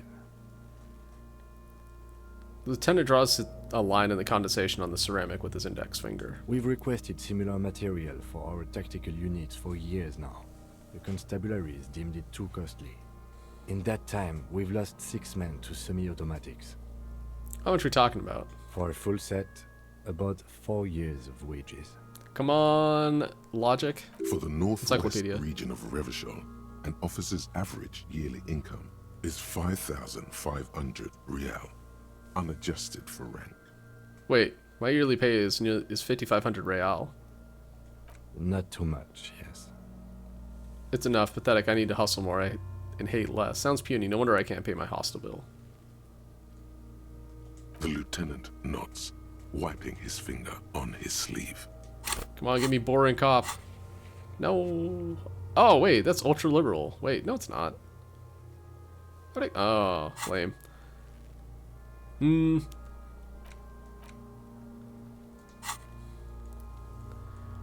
How could this man afford such expensive hardware? That's for us to find out. My initial report on the area suggests he was a security guard for the harbor company. But that's just hearsay. Just something I scraped together from my station. An area report on Martinez. I'm sure you did the same. Oh, Kim. He's not actually sure of that. He's just being tactful. It's pretty advanced for a security I guard. agree. This equipment is way beyond what a guard can afford. A small bell-like sound fills the air, like tapping on the side of a porcelain cup. Sounds fragile. It's anything but. This material is a kinetic redistributor. It spreads kinetic energy horizontally, from plate to plate, dissipating it entirely. See? Faint, organic lines cover the plates where they separate into smaller ones. These plates then divide into smaller plates until there are hundreds of them altogether. Like whirls of floorboards, the design looks organic, influenced by highly resistant wood materials, like lignum vitae and ebony perhaps. What does this remind me of? If trees were made of porcelain, this is what their cross-sections would look like. The smooth, glossy surface fractures into ever more intricate interconnections, peaking on the right sabaton, where you notice. The whirls are in the shape of a letter and number combination, E50, 100, 1000. That's a trivial one? Alright, alright. Looks like there's a serial number on the right side baton. Good. Can you read it to me? He tips the drawing ball point of his pen on his tongue. E50 100 1000. We have a make and a number. That's something. We can use the radio in my kinema when we're done. Either station can chase it for us. Alright, let's pull it off. This feels dangerous. Are you sure? Yep. The stench fills your nostrils. As you push downward, an ominous creaking sound comes from above. Stop! Lieutenant's voice is sharp. He looks at you with the boot under your arm. Pig's gonna pull his head off. Brutal! What? Lieutenant, you seem distressed. Why? Oh, this is a bad idea, isn't it? Let go of the boot. You're going to pull his head off. Do it, homo! I'm not a homo. Do what? I'm not gonna pull it. Or I'm gonna pull his head off, right? Yes, that's what I said. You'll compromise the coroner's case if you do. So please, don't. What are you trying to achieve anyway? Why are you hanging on to that boot? These boots would go super well with my bell-bottom pants. This is advanced enemy technology. We can conduct research into their weaknesses. Are we not detectives? There may be clues inside the boot. Said they're expensive. I thought I could pawn them and earn some lucre. I'm sorry. I didn't even want to take them off. I just thought I should try. How many clues do you need? You already found a number. Besides, He taps on the boot. there's no way you're getting them off. All the organic matter in his body has been flowing down into the boots. They are fused to his feet now. Why do you think the locals haven't scavenged them yet? You're sure there's a way to peel them off, but first the body needs to be down. And second, it would probably be better if the lieutenant wasn't around. Sounds like a plan. Steal a dead man's boots? But that would be dishonorable. Refuse for honor. Honor. I got the honor thought on my last playthrough and it sucked. So yeah, we're not going to do that again. Sounds like a plan. The anticipation makes you crack your fingers. Feels nice. Nice and cracky. What's going to happen to the boots then? Processing will take care of them. With the situation in the morgue, it will yield nothing. But we must pick our fights. Should we continue? The cadaver slowly twists on the cargo belt, his torso covered in tattoos, and extremities blotched pink and blue. An intricate web of blue lines stretches across the torso, from the right shoulder to the solar plexus. Each time they intersect, a small white star is formed in their crossing. Hundreds of fading asterisks riddle his skin. Their concentration is highest around his heart. His corpse is marked by stars. What will mine be marked by? Alcohol and heartbreak. Oh.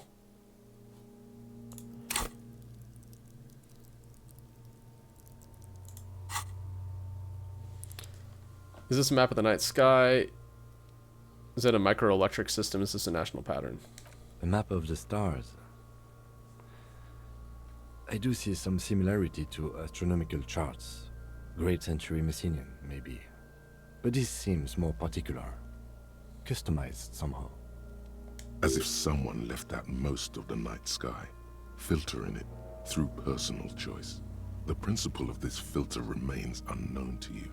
The thought dissipates, and you feel as though you were only half right. I'm missing something here. So am I. Sudden ringing fills the air as the lieutenant pulls down the zipper of his orange jacket. He wears a wide leather belt around his waist and a gun holster under his arm.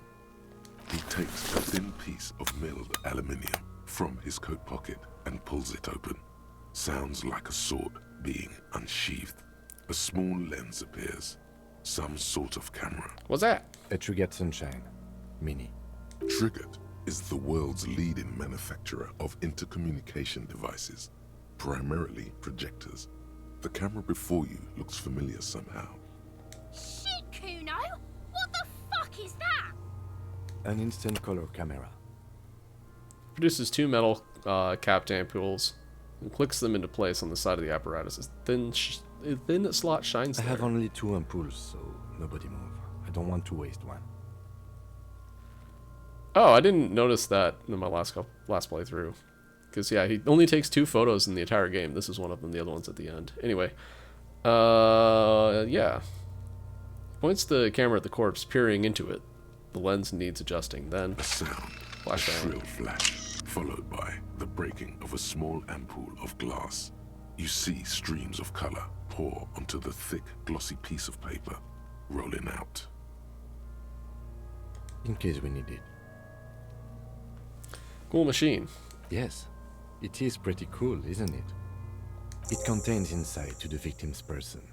By his build, I'd say this was a man of physical violence. The story he wanted his body to tell was important to him. It is his letter. To us. Someone should decipher it. We'll need to show it around. Can I have it? I should look at it later without the corpse smell. Sure. Just don't lose it. He hands you the piece of rolled up photo paper. It's no larger than a pack of cigarettes. The glossy-eyed corpse looks by, his mouth mute and his skin as colorful as the chemical rainbow on the photo paper, teeming with opportunistic organisms. The hangman's knot is pulled tight by the weight of the corpse below. Yellow, hard-edged polyester cuts into his neck. Above, a sliding buckle ties the belt to the branch. This is a steel-reinforced cargo lashing belt, big brother of the regular cargo belt. It's used for tying cargo under 6-rotor airships. Don't ask me how I know, but this is a lashing belt used for airlifting cargo. Airlifting? I thought it was used on lorries for strapping cargo to them. Apparently this is the reinforced kind for air transport. My brain tells me so. The local harbor uses 6 rotors to shuffle containers around. I get the sense they use whatever was on hand, without paying much attention to not incriminating themselves. We're assuming dock workers from the harbor did it. I'm sure they wanted him to stay up there. The rope is reinforced by steel wiring. How do we even get him up there? I was afraid it would be. Thin steel wiring, parallel strands. This makes getting him down more problematic than I had assumed. I'm still approaching this as a lynching, yes. Motivated by the ongoing strike. You? No. You feel like it was something else. But what? I feel like it was something else. It often is. This bell worries me. How'd they get him up there? A noose is one of those things that's easier to use one way around. Points to the buckle tying the belt to the branch above. They climb up using the kid's ladder. That ladder can't carry a grown man. I didn't see any splintering either, did you? I think they lassoed the branch, then pulled on the belt to close the buckle. The cadaver hangs from the cargo belt, limbs limp and torso covered in tattoos. Of course. You have questions, don't you? The power of your imagination is at your service. Come back later, Corporal. Are you sure we finished the preliminary examination of the cadaver? We might miss some of these things once he's done. Stops to think and checks his notes. The cadaver slowly twists on the cargo belt. His torso covered in tattoo, the material delicate. These are clearly not boots. The cadavers, the hangman, this is a steel. Airlifting. At the local harbor uses 6 rot. The cadaver hangs from the cargo belt. His dark brown hair grows on his head. His face is ready to explode from the organic processes inside. The death's head grin. Just kind of what zooming through remains these. is an unrecognizable mess. This line of dialogue looks new, The though. corpse looks right through you. As you narrow your only the lower extremity, the cadaver let's slowly go down. twists. The steel-reinforced belt presents a unique challenge. I brought chain cutters, but I don't see a good angle of approach to the belt. He doesn't actually think the challenge is unique. He thinks it's frustrating, annoying, and harder than he thought. The cadaver is a good 1.2 meters up. Neither one of us can reach the belt without assistance. And even if we do, there's the question of cutting the airship strength material. Could someone else do it? We could saw the branch. Seems like a lot of hassle. Let's not do it. Maybe we could shoot him down. Maybe we could ask for help from the harbor. I'm out of ideas. Let's have a look at him. Someone else? You mean like the police? Yeah, them. What was that about processing, then? Weren't they supposed to take care of the boots? Why don't they help? Can't the boys from processing take care of this? No. Why? Think of the boys from processing as murderers. Only instead of people, they murder crime scenes. Processing is a wrecking crew. They know how to commission off items and how to work the incinerator in the morgue. I know it's hard, but I assure you, the others won't come to help us. And we have a growing sanitary concern here. We need to get him down, fast. You saw the branch. Climb up there and saw the branch? Yeah, it seems dangerous. There has to be a less risky way, with less falling down of trees. Maybe we could shoot him down. Yeah! Bang bang time, pig! Shoot his head off! How? I don't know, you just shoot up there maybe? Points toward the branch. Shoot the belt. The bolt will break it. Yes, the buckle, where it ties the cargo belt to the tree. If the shot hits that, then there might be a small chance to release the belt. Yeah, now we're talking. Entertain a Kuno with some shit. They'll miss! The pigs will miss Kuno! Take the shot, Lieutenant. What's the worst thing that could happen? Actually, I don't. It has a bad idea written all over. Wait, let me try. Say nothing, let him choose. I don't know how. Maybe it's better not to. What else can we do? I was really hoping we wouldn't. The Union appeared to be suspect in this case. It seems like a dangerous route to go down. Yeah, wait, let's reconsider. But what other options? The corpse twists on the belt, like chicken on a skewer. Seems like a lot of hassle. Let's not We do are it. not getting him down already. Not getting him down is a task that's already accomplished.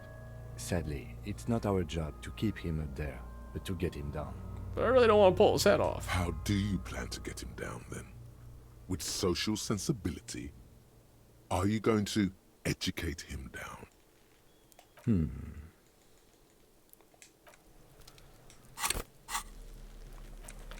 Okay, so we have the picture of the tattoos. We'll come back to that later. Oh, wait, no, never mind. It's like... It's just erase it. Okay, so we need to bump up reaction speed. Bum brain. We are neutral on reaction speed now, so unfortunately we're gonna have to take off the froggy visor for this. Alright. The man before you is naked, but for a pair of underpants and white boots. His skin is... Yes, we do. Yeah, I should shoot him down no other way. He breathes out heavily. Oh yeah, do this shit! Fuck it up! Okay, I'm gonna let him choose. Silence. With his elbow sharp, the lieutenant unzips his jacket and produces a lightweight firearm. He drops a paper cartridge in the barrel, separates the scouring stick, and gives the cartridge 5 tucks. That's a Kiel A9090 Armistice, mass-produced muzzleloader, ascetic, frugal, one of the most common firearms in the world. He then steps back and assumes the fellow's position, taking aim. The corner of his eye twitches. His finger is on the trigger. Easy does it, partner. He's gonna fucking miss! The kid's voice is drowned in a shrill blast that echoes off the walls of the surrounding tenements. A cloud of smoke slowly parts in the air as the lieutenant steps back and says to himself, God damn it. he feels bad about it. About his eyes mostly. Just having bad eyesight.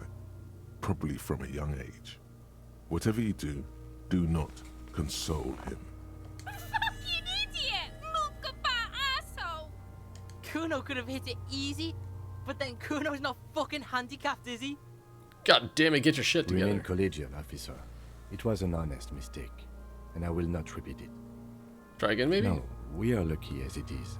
We didn't break anything, and the victim remains uncompromised. Looks around at the windows over Any in the more yard. mistakes could put us in an unfortunate position with the locals. We have eyes on us. I didn't do us any favors with that. Why I not? have to say, it's beginning to look unlikely we can get him down without assistance. Can I have the gun? I should try. It's bad as it is. Us shooting firearms like punks. He pauses, then shrugs and proceeds to load the Go pistolet. ahead. I'm not stopping you. Just don't lose it. Peace shines in his outstretched hand. They only have one gun! This is the sorriest pair of pigs Kuno's ever seen. Take the gun. Yeah, take it, you fucking banani poika! Take it and shoot yourself in the mouth! Feel the weight of the gun first. The cold piece of bakelite and gunmetal is surprisingly light. Your fingers fit right through the guard. instinctively resting on the trigger. The fuck are you waiting for, Kuno? Tell him to shoot himself in the mouth. Point the gun at the belt. The buckle comes into focus in your sights. You stand with your feet planted firmly in the ground and your left hand supporting your gun arm. Why don't you just shoot yourself in your mouth? At least you won't miss.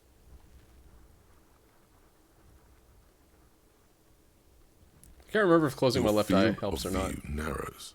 The branch slowly moves, becoming entirely two-dimensional. The metal buckle glimmers, catching the evening light as the corpse slowly rotates. Look, he's crying. You gonna cry now, fucking faggoty? You know what? There's no downside to doing this, so we're gonna need to get the, Oh, there's a downside to doing this. I shot the corpse. A plume of smoke erupts from the barrel. Your hand goes numb from the explosion. With your ears still ringing, you lower the weapon to see what happened. You missed the belt, but hit the corpse straight in the chest. Bits of ribcage protrude from the skin. No blood, only a murky sludge dripping down his belly. The sudden stink makes your eyes water. Oh my god, he's gonna fucking cry. I knew it. What a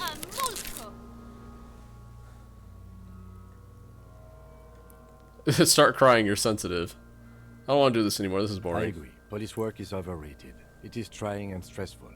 However, it is still our job to get the dead body down from the tree. He takes the sidearm from you and holsters it. It's not the gun's fault you can't shoot. It's your pig hands. It really is. Pigs don't have hands. They have, like, fucking hooves or something. Kuno has hands. Kuno can shoot that shit down for you. No, Kuno. If I can't shoot him down, no one will. Lieutenant, we should entrust Kuno with your service weapon. He says he can shoot it down. Ah, we're not giving you the gun, kid. That's preposterous. What are you, a fucking earl? What if I am? We still need to get him down somehow. His tone is growing tired now. The stench makes him turn away from the corpse. The bad way. The way I didn't want us to. By asking the harbor for help. They have the tools and the men. If they put him up there, they can take him down too. But won't it be dangerous? How do we get inside? To ask the suspect for help with the victim's body? To be indebted to Everard Clare? Very much, yes. Which is why I would have preferred us to handle this ourselves. Clearly we can't. Suck my dick, bitches. What's wrong with being indebted to Everett Clare? He's a dangerous and corrupt man, and we cannot predict what he will want from us in return. Yeah? Don't go being someone else's bitches. You're Kuno's bitches. From the gate. By negotiating or fighting. Or we can try the secret route we found, where your cloak is. It looked doable. Let's get to it then. Kingdom. Fuck him up, Kuno, yeah. The kingdom of conscience will be exactly as it is now. Moralists don't really have beliefs. Sometimes they stumble on one, like on a child's toy left on the carpet. The toy must be put away immediately, and the child reprimanded. Centrism isn't change, not even incremental change. It is control over yourself and the world. Exercise it. Look up at the sky, at the dark shapes of the coalition airships hanging there. Ask yourself, is there something sinister in moralism? And then answer, no. God is in his heaven. Everything is normal on earth. Yeah, that's totally not sinister. Moralist dialogues options heal 1 morale. Okay, that's pretty good. Learning cap for volition increased to 5. Okay, whatever. Learning cap for logic increased to 5, which I think it already is at 5, so that's kind of a nothing burger. Huh. Alright. Interesting. Okay, let's go ahead and add this to the old list of Reno. Kingdom of Conscience. I can spell. Stat cap change, volition to 5.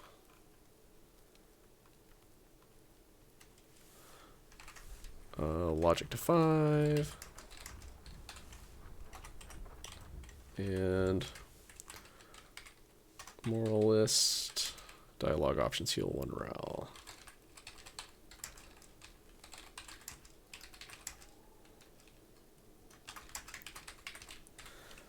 All right.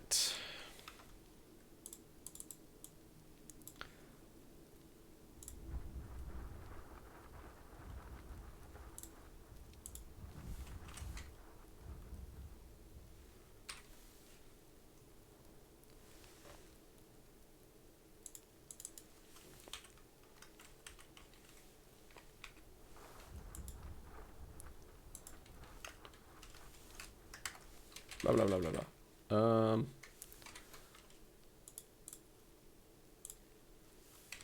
Okay. Oh, I used the wrong color. Like a fool.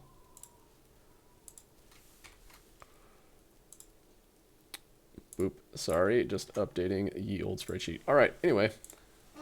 Playing Disco Elysium with a spreadsheet. What a noob. Still working on the Lonesome Long Way Home, too.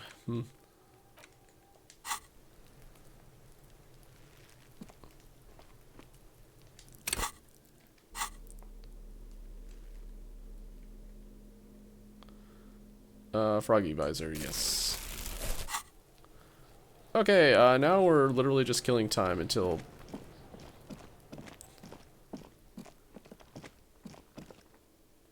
Uh-oh. Uh-oh.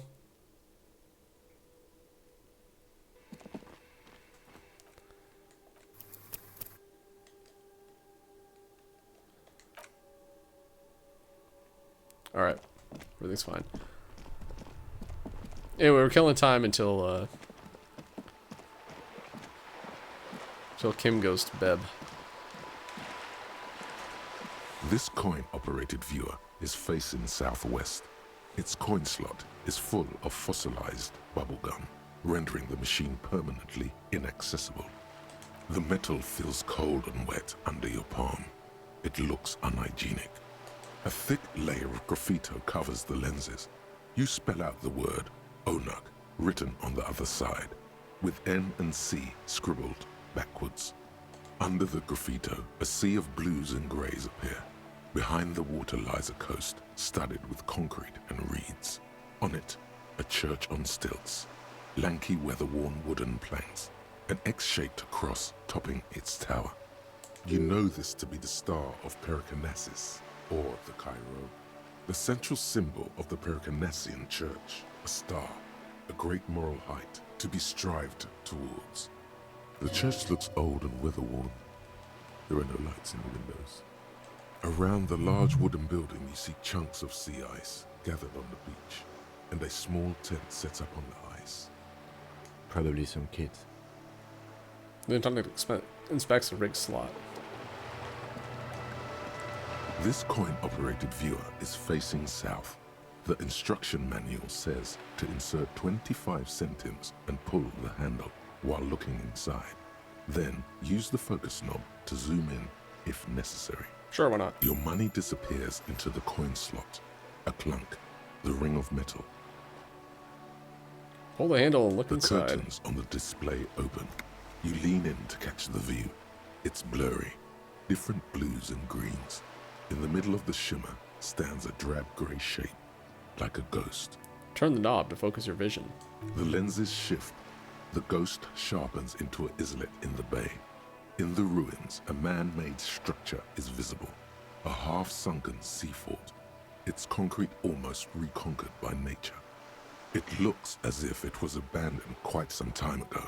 Nothing but a rotten tooth remains of the anti-aircraft tower. A lonely birch tree grows out of it, its leaves ripped from it by the winter wind. Hang in there, little one. The little brave birch tree seems to wave back in the wind. The ruins of some kind of building over there. Really? I don't have the eyesight to make it out. Lieutenant takes off his glasses and cleans them.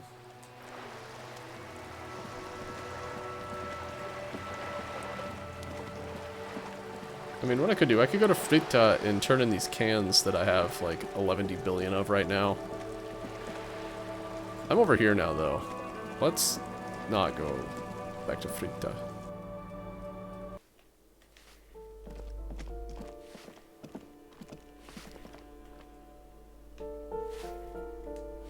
Yes? What do you want to know? Now that we inspected the scene, I want to know more about this pissing competition. What's you there to mentioned. say? It's just stupidity. What kind of stupidity? The cop kind. Our precincts can't decide if Martinez is part of Jamrock or the Industrial Harbor. Yours or mine, as if we somehow own parts of the city. Typical street gang mentality. So we've let the Union make a mockery of law enforcement here. And now it's come to its natural conclusion. Ah, so this is a struggle over who runs Martinez. Well, sort of. It's less a matter of who gets to police Martinez than who has to. It's an orphan district, in other words. I think the dispatch desk just told both our stations about the hanging.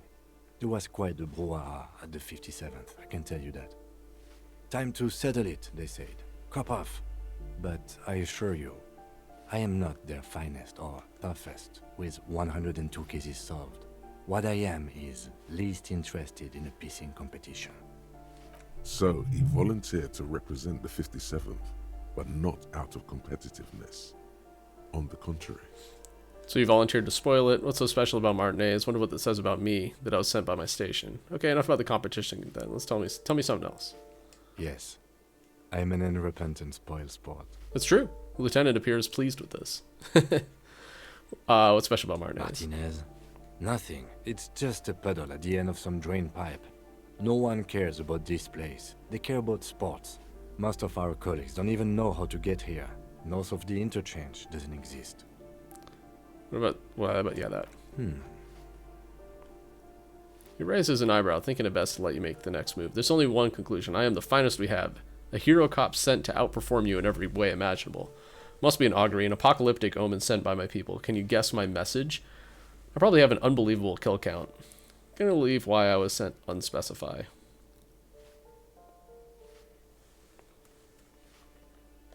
The silence carries. Was that start? No, that wasn't so. Give me some boring cop options. God damn it. Anyway, okay, enough about the competition then. Tell me something else. Yes, it's a wholly pointless matter. Forget I ever mentioned it. Why did the 41st send me? Well, we're gonna need to get some more logic for that one. Do I have more logic? Let's find out. Esprit de corps. Okay.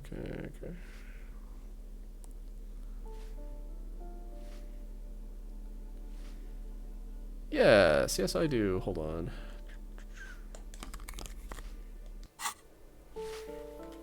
Yes? Not yet.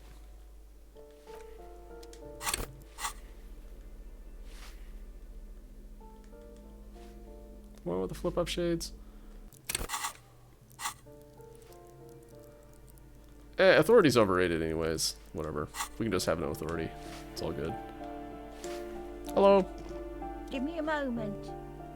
An elderly woman is leaning on her broom, her knuckles white as bone. She seems to be having difficulty breathing. The cold never does any good for my bronchitis. Are you alright? Should I call a doctor? I'm fine. Fine. Don't you worry about me. She starts coughing, red spots appearing on her cheeks. You're still worried. It's very worrying. Now, what do you want from me, policeman? She's the cleaning lady. She knows the floor plan and the residents. Who are you? I'm no one. Just an old woman who cleans these hallways. Do you live here? If you can call it living. I have a little room upstairs right next to the coal room. It's barely bigger than a closet. But I don't complain, no. I have my bed and my aching bones to keep me company. And that's all I need from this world. She hasn't spoken to anyone for a while. Even her sentences feel rusty. Looking for a young male in his mid-20s, dark hair, skinny build, a smoker on the balcony. Yes. I know who you mean. The scrawny boy who's always smoking like the devil, right? She looks at the other end of the hallway. Somewhere in the building, a child starts crying. You hear a radio tuned to a talk show and someone taking a shower. What's he in trouble for? He's going away for life. No, I just want to talk to him. Talk?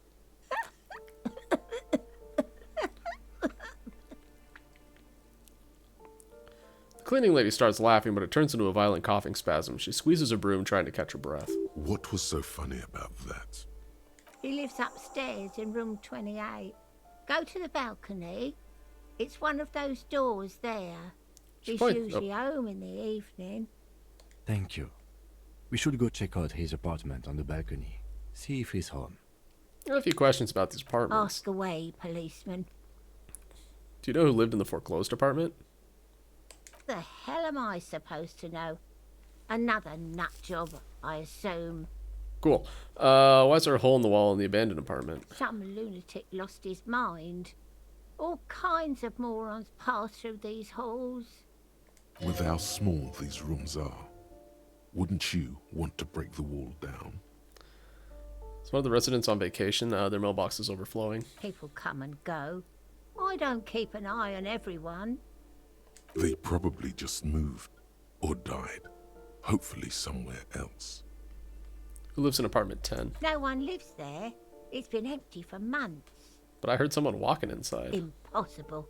I would know if someone had moved in there. She pauses, eyeing the hallway. Maybe it's those countercultural people again. Breaking into a house like it's a public space. You're a policeman. Be good and take a look, will you? Sure. Great. Young people. They're worse than rats. You know, always littering the hallways with trinkets and empty beer cans. Who lives behind the padlocked door? Oh, that one is a scientist. A future scholar. Suddenly the old lady's face is beaming. I think he studies astrology at the community college. Education's good. I always tell them to study. Astrology? Something to do with all those stars around his door. He asked me to leave his drawings up on the wall. You mean the star and antlers? I think that's a symbol for communism. The symbol of what now? Communism, you know, like in the world revolution. You know, the ones who support working class against capital. It's an ideology, has some noble aims, but it's also been used to justify terrible bloodshed. It's for loons who have no idea how economy works, a symbol for contributing to bias of a noble state, blah, blah, blah. The cleaning boom. lady shrugs Give me that and returns moralism. to sweeping. The clash of ideas and atrocities are as far from her world as fairies and wizards. What can you tell me about Cindy? The artiste? Nothing I can do about her, I'm afraid. She ruins the walls faster than I can clean them. Still... She leans on her broom. She leaves an old lady to her business. More than I can say for others. I can see that about Cindy. She just kind of does her own thing, and if you're not trying to stop her, she doesn't care. She mumbles some kind of a response, then hacks something into her handkerchief. Banks him off.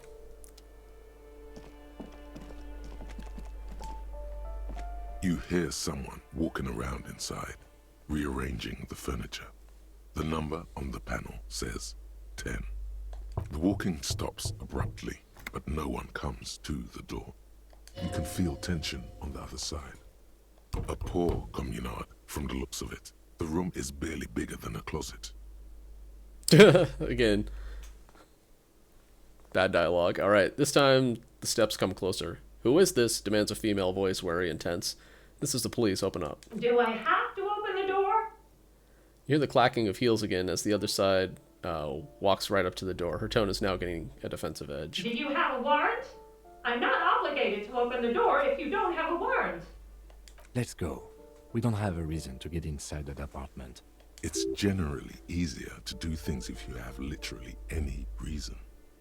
This apartment is supposed to be empty. Did you break in there? Excuse me? Of course not. You have plenty of reason to enter. Then open the door so I can verify your identity. Oh, come on. There's a pause before you hear the door being unlocked. Well, that was easy. That was smart. The lieutenant says, nodding toward the unlocked door.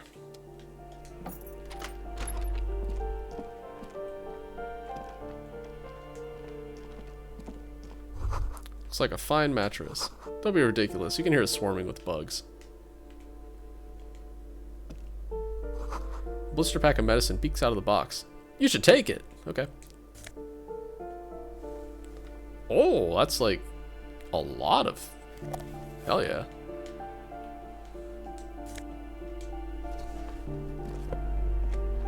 Okay, those are, I believe, the ultra-liberal shoes. They sure are.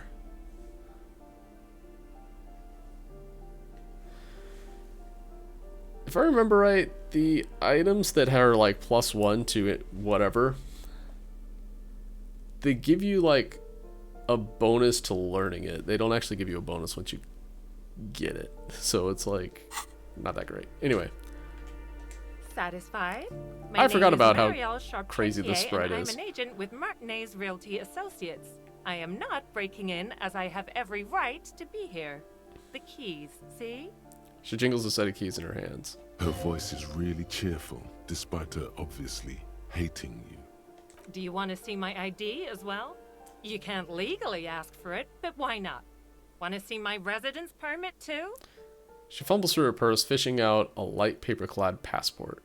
It feels flimsy in hand, with the words Revachol Zone of Control written under a nondescript municipal logo. There's a picture of her with shorter hair inside, along with all her personal details. Everything seems to be in order. Thank you. Do you have any questions? I need to be back in Midtown in an hour. What are you doing here? I need to get it ready for the next lease, but as you can see, the previous tenant completely trashed the place.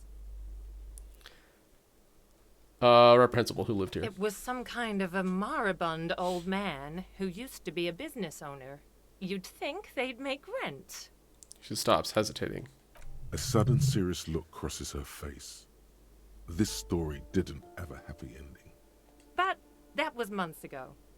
Anyway, was there anything you wanted, or is that it? I'm in a hurry. Who lived in the foreclosed apartment down the hallway? Oh, that's another huge mess. The former tenant owes us 3 months of rent. 3. We closed the apartment and planned on auctioning off the valuables, but... And again, I have no idea how stupid mistakes like this can even happen. But Ron, when he came to close the door, didn't close the neighboring door. And there's a hole in the wall. A hole in the wall. Can you believe it? And then the tenant ran off with his stuff. He's gone. The money's gone. Just like that.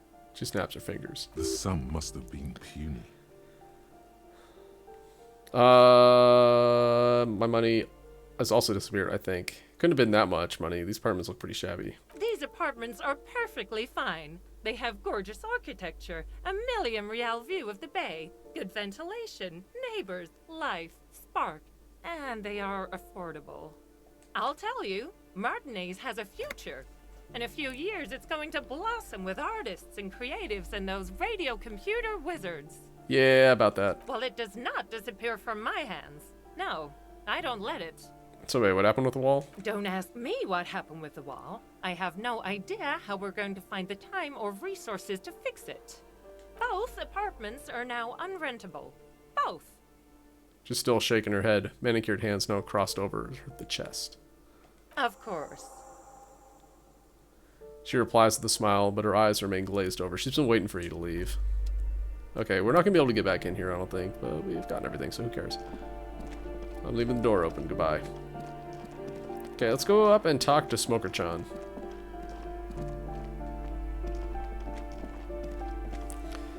Actually, that's a good point. Is there any Terran here?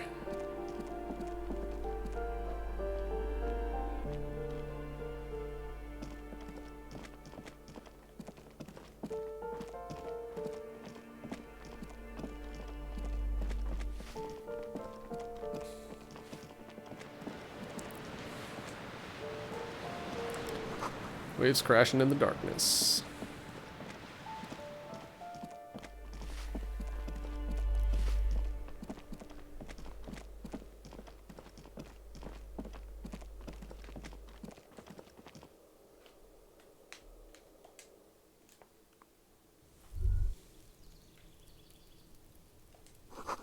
Hear distant traffic. Night is falling on the city. A maroon glow of light pollution rises from the east. Breaker box is full of cigarette butts and electric wires.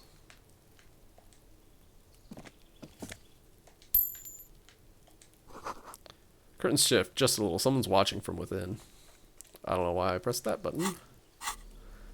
Okay, there is a thing here. So let's go ahead and chain cutters. We're going to equip that. Alright. By thing, I mean a box that I can open with a pry bar. Just a door. Nothing for you here right now. But we'll need it sometime.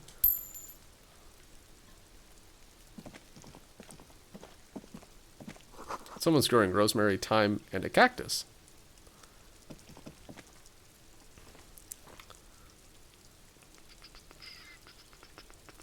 Okay. It's the door to apartment 29. Complete silence. Whoever lives here isn't home. It's the door to apartment 30. Voices from within, singing along to some buoyant dance track. Man, perception's cool. Man, it's only 4, too. Sick. This door is made of metal and appears to be reinforced. Someone here really values their security. Number 28. This is where the cleaning lady said the smoker on the balcony lives. Let's see if anyone's home. Knock on the door. No one answers. Looks like the young man we are looking for isn't home. I think our best chance to catch him is in the evening. Looks around, taking in the cold spring We air. should return tomorrow after we have finished with our day's work. How about 9 p.m.? Sound good? What do you mean? The smoker on the balcony. This is why we're here, right?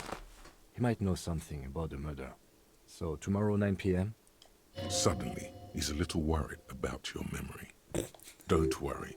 It's mostly all still here. You can remember things. You got this.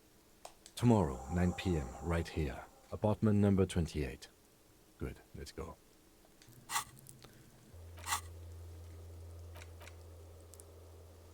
Okay, I might be back in like 10 in-game minutes. Man, look at all these quests that we unlocked on day 1. And all these ones we finished. Damn. Turns out it's quite tricky finding someone in a big apartment building. Don't worry. You'll get him.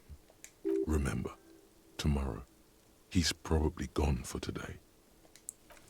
Okay, let's go talk to Cindy, and we'll be back after 9 p.m.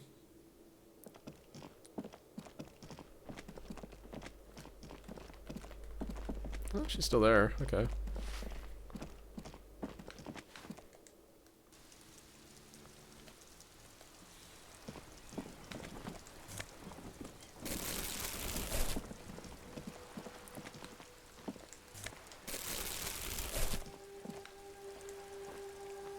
Ooh, the piggies have learned how to saunter up staircases. I didn't think you could do that with hooves. But here you are. That's right. We've evolved. Yeah, I can see that. Cool mutations. She crosses her arms. That smell coming from her paint bucket. It's not paint. It's heavy fuel oil. Is that heavy fuel oil? Red-dyed heavy fuel oil, intended for exclusive use in government vehicles, to be precise. He says, studying the contents of Cindy's bucket. What did you think I was using? Aquarels? Sucked it out of a cop's fuel tank myself. Back in Jamrock. She really did it. She's proud of it too. Fumes are bad for you, okay? Better hand it over. That's some clever cultural commentary. You ain't seen nothing yet, Piggy Boo.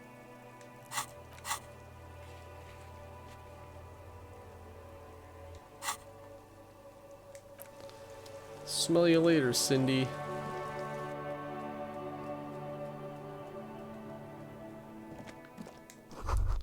Someone's been sleeping here recently. There we go. Cindy? Oop. There's her tiny feet scurrying beneath the grate, the rats of the city. Pants! Money! Enough coal to last for several winters. Smells of chemicals.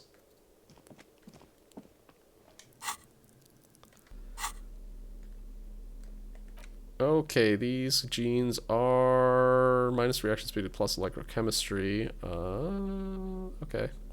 Wait, these are both plus. You know what, I'm going to equip the genes. The pockets of these new genes are perfect for sticking your hand into. Makes you look cool, calm, and collected. I don't know that I've ever As equipped your these hand genes. enters What? the pocket, your fingers brush against something soft yet crinkly. Hey, it's a chewing gum. Never mind, I've wrapper. gotten this one. It reminds you of the fruity juice of apricots. You should inspect it closer if you have time. Whoops. Something about the wrapper's texture. Actually, this is a really good one.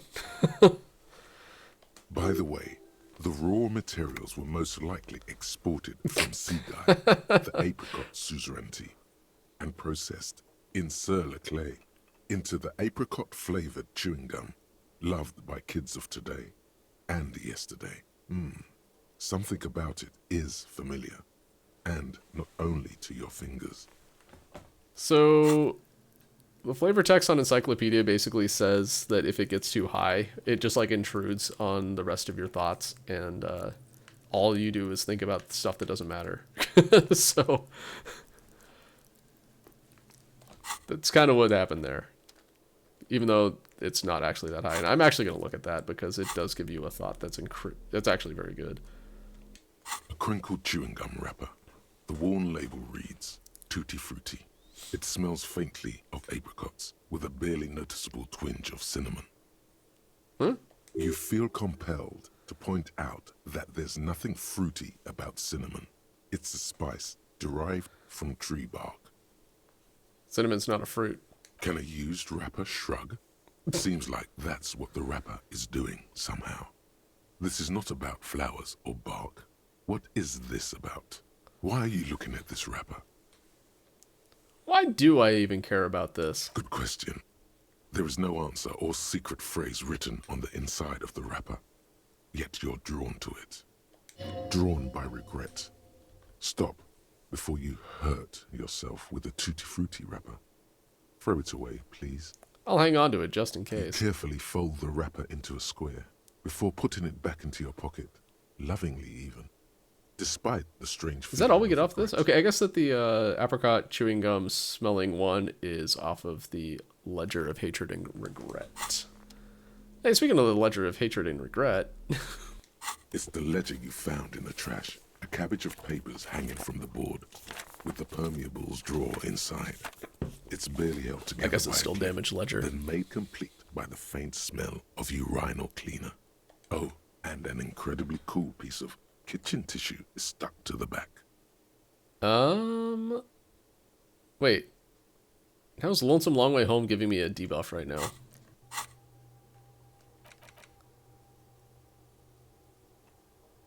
Shit. I done goofed. It's interfacing. Do I have anything that's fucking with interfacing right now? I don't think. No, I don't. Tell you what, let's go ahead and roll it.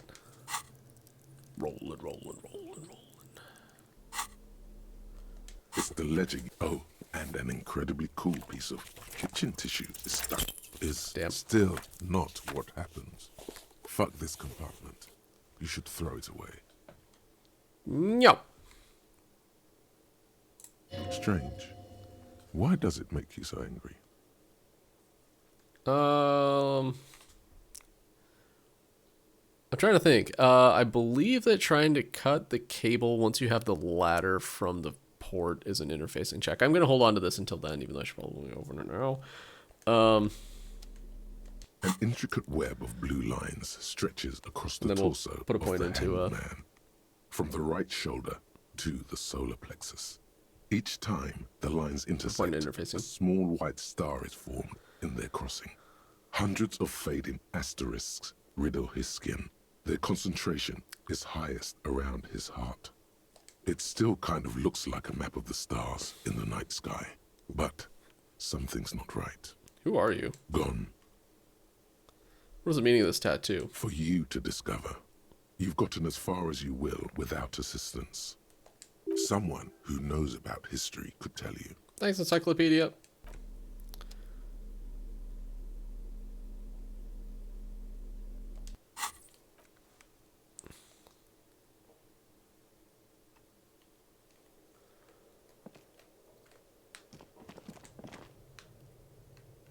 There we go.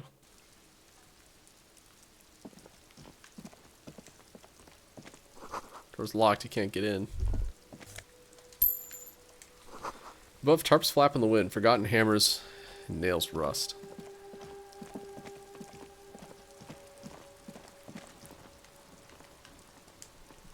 Okay, we need to kill some more time somehow. Where can we go? We can go to the bookshop. I can kill a lot of time in there. There's so much stuff in that place. I mean, I could talk to Joyce.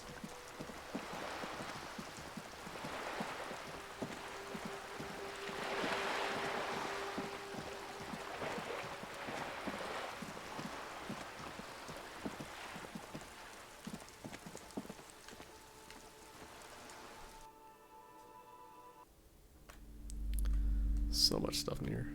Alright, gift books and molten candy. Welcome to Crime, Romance, and Biographies of Famous People. My name is Plaisance.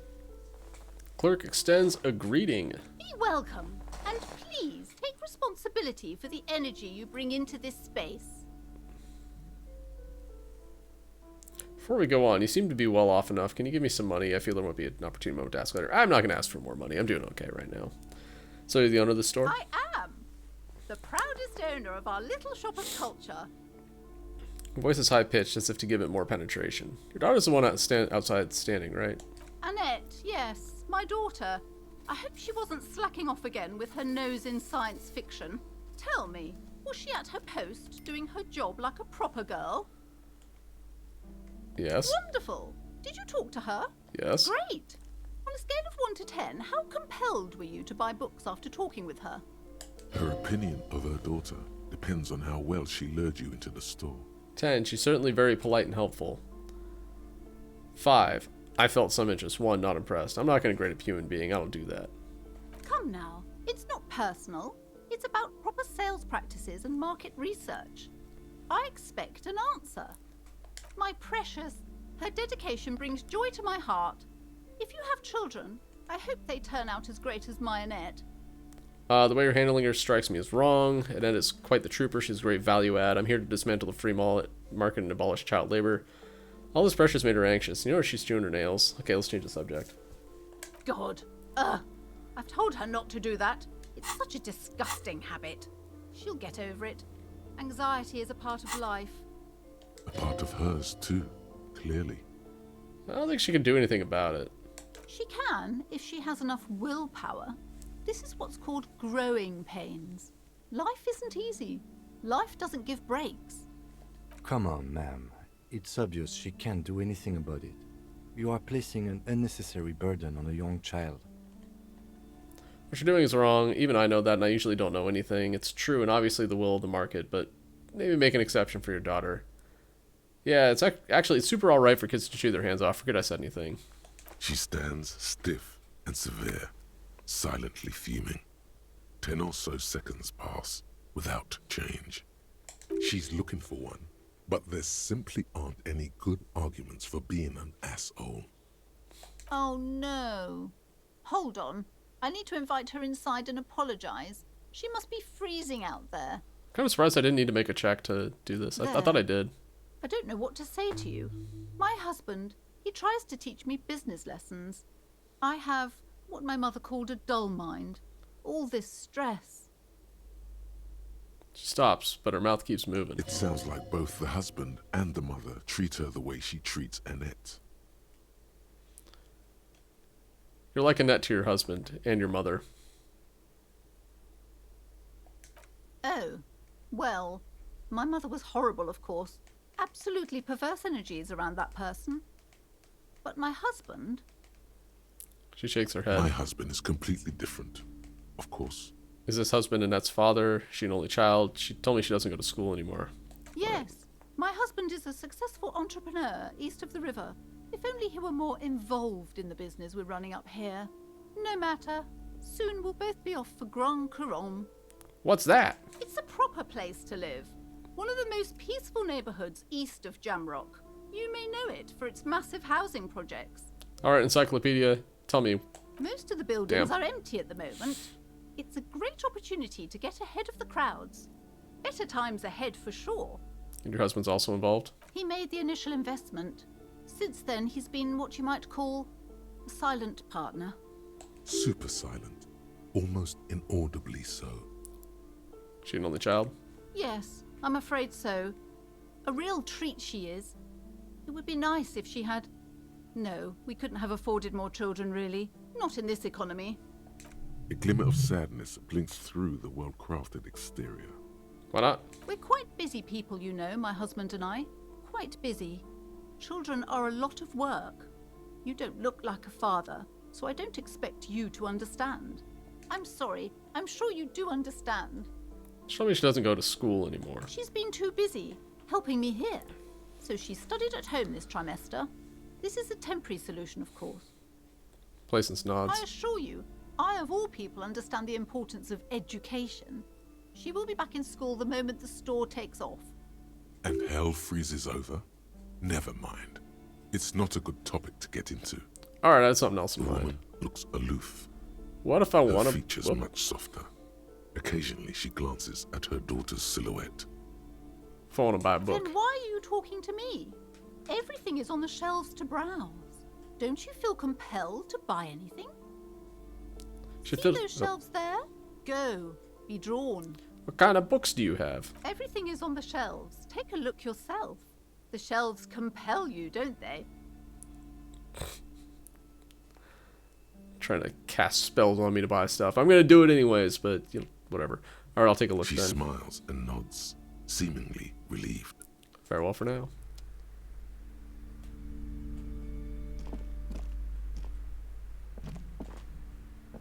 I'm sorry, sir. I can't talk right now. I'm very busy with my homework. I have so much homework now. But you don't go to school. You just can't win. Out of the rain and into the gutter. What are you doing now? Math. It's really difficult. Like, really. They say you need it to get rich. Better than standing outside in the cold, I guess. Oh, I found something while you were away. What is it? I thought this would fit you. Like, thanks for helping Dick out. Mullen's hat. Not me. The city, I mean. Like a detective does. She gives you a hat, almost exactly like the one Dick Mullen wears on the covers. Wait, where'd you get it? Just what Dick Mullen would ask. I got it from behind the curtains.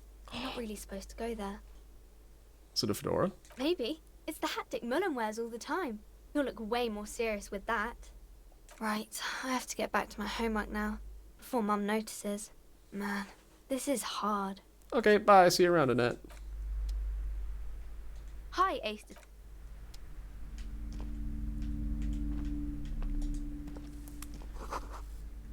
Old sports magazines tucked away in a dark corner. So yeah, she gave me the Dick Mullen hat, but everyone knows the real detectives wear the froggy visor, so... Oh, that's actually a no downside upgrade too. Alright, cool. Book collects the national receipts or recipes of Arda. They're all about lake trout. Alright, we're gonna get the balls first. Orbs. It's a tome of fascist magic. Rather candid. Quaint picture, book brochure, very colorful. Just another boring book. Just discarded here. Alright. Let's take a look at the map. Several maps have been attached to a bulletin board hidden inside the alcove. They're held up by small pins. The board has come loose from one corner. The maps look old and faded. Your eye catches a map of Insulinda, a map of Revachol, and a map of Martinez. Insulinda. This large map displays archipelagos. You see a constellation of small dots on the light blue emptiness of the Insulindic Ocean. The largest in the northeast is La Caillou.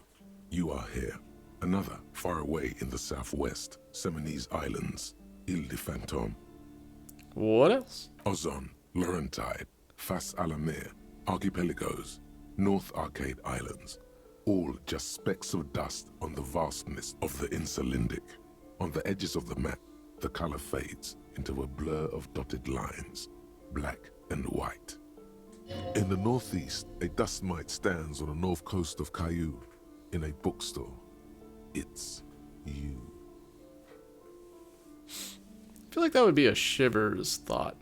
Oh well, squint first, you can see cities on the islands. You can, on Caillou, Revachol, a single black star, on Ozon, Fondelier, and Vilmandu, on archipelagos, Croyan Moran, Villiers, on Semenine, Olduvai, and on Laurentide, Deora of the Seven Seas. Lost little pearls of light, tiny fires in the dark. 850 million people live on these little dots, an oceanic world of culture and commerce torn apart by history. Look at the edges. The ocean breaks apart into a tangle of cosines and azimuths, all pointing into pale nothingness. Windy is the north azimuth. Grad is the northeast azimuth. Samara is the east azimuth. Seo is the west azimuth. Isolas, they're called. Connections to other worlds. Words past the Insulindian, unknown to you. You only know you've never been there. You have little idea what they are.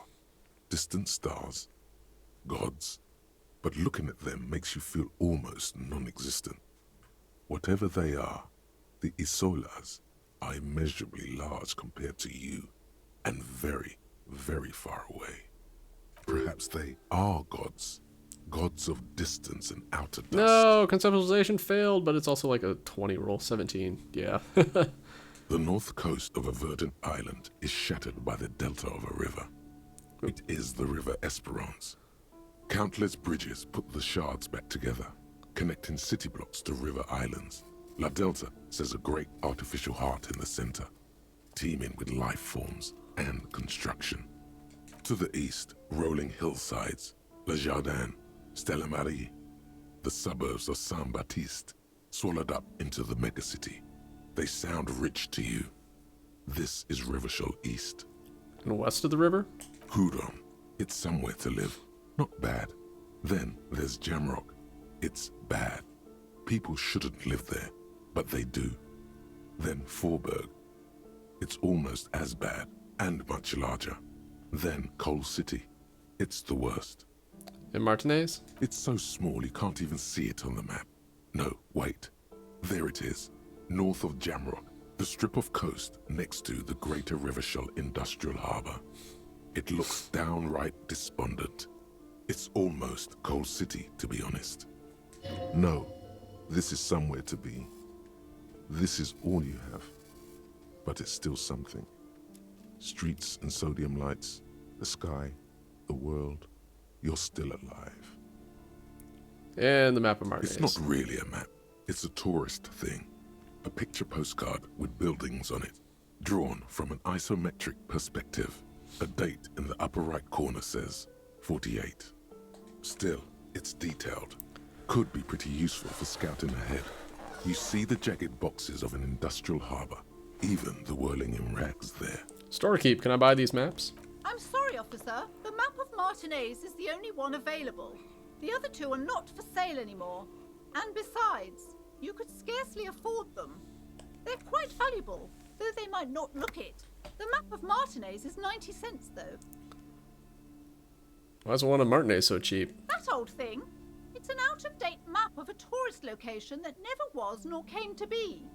From when some design studio people tried to spruce the place up 4 or 5 years ago. They also renovated the horse statue, set up those coin-operated viewers, and designed the new street lamps. The place does not look like a successful tourist trap, does it? What happened then? They ran out of money. They didn't get that far, for some reason. A shame the project never got All right, going. I'm never going to get this interfacing, It'd be nice so if someone I'll just fixed buy it. It's Martinez 90 up. cents. All these ruins are bad for business. Always good to be informed of your surroundings. And now we have a map. The worn map features the patchwork grid of the streets of Martinez, with directions to appropriately touristy locations. Year 48 resides on the upper right corner. Trace a path through the grid. Your finger moves through the various streets.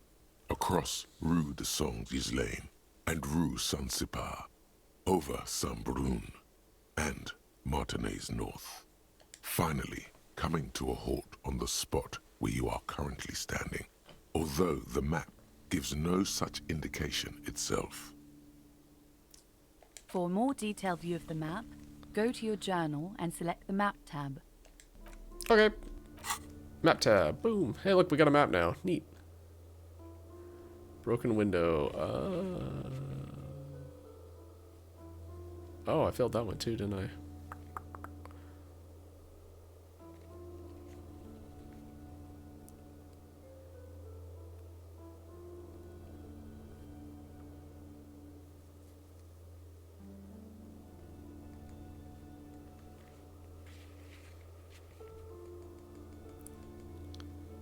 A lot of legendary ones. Yeah. Then we got like the medium one we failed twice. The broken window, which I think failed. Well, do I have enough visual calculus that I should just do it again? Pay a point and do them again? Probably. Everyone knows the most interesting thing about fascists was their magic. Is that conceptualization? Probably. Okay, it is after 9 p.m. in-game, so... Wait, whoa, where did the net go? Okay, good. They might actually be close. Shit, did I just fuck myself? Probably, whatever.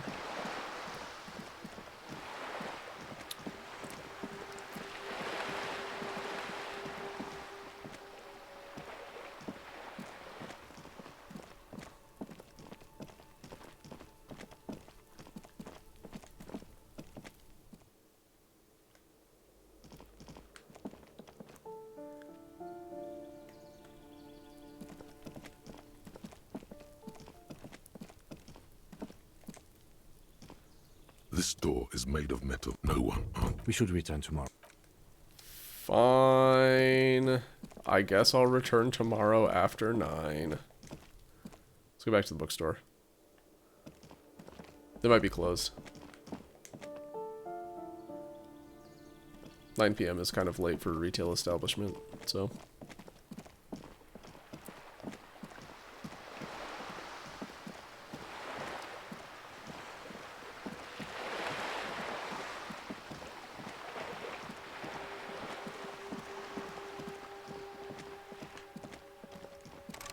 Yeah, I fucked myself. Oh well. Let's see, what can we do? We can fiddle with the intercom here. That'll take some time. We can go talk to pawn shop. Oh my, what is this? Oh, we can call in the boots. Hold on, let's do that. I can bug Gart. Damage looks like it could have been caused by an earthquake. Maybe Sea Monster did this to the plaza. Logic. And Inland Empire. What's up, guys? Inside, you see a set of steering levers, a radio microphone, a pull-out toolbox, and as you tap on the gauge, the indicator pin jerks as if startled. It's in the large orange sector, indicating the engine is warm. Next to the gauge is a red switch labeled heat. No. That's enough fun with the foldable headlights. I know they are mesmerizing. They are also fragile. I'm not going to turn it on for you again.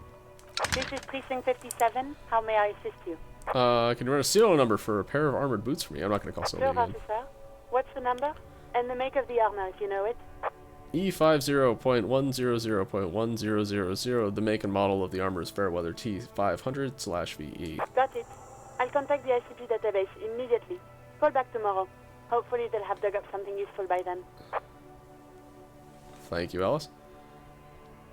Hey, Agent Reptilian Brain, what's up? What have we here? We have some Disco Elysium. ICP is an inter-Isoleri law enforcement service. The crown jewel. Still early on day one. Diadem, alongside EPIS and the coalition government. 57th, over and out. In the cabin, you see a set of going steering levers. Predictably slowly, but that's okay. A pull-out toolbox and the soft glow of the fuel preheated. Oh, this isn't kind of fresh meat. I played this game twice before, so it's not like I'm new to it, but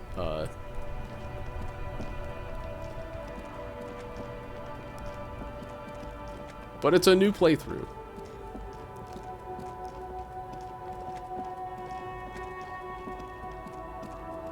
Let's see if Pale Driver's ready to talk yet. The woman still has her eyes fixed on the photograph. No response. Fine.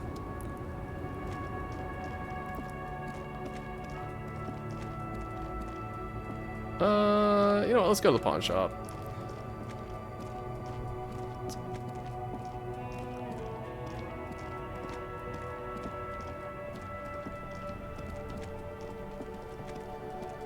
Kind of an awkward point where it's late enough that it's early enough that stuff's not open south of the lock, the drawbridge. Sewer grate, a gateway to the river of filth. Yeah, but there's just not a lot to do up here, basically. But there's stuff to do in here.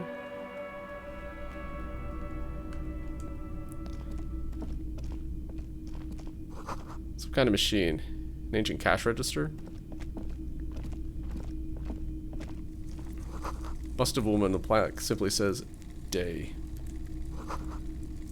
In the dark, a film projector is whirling away.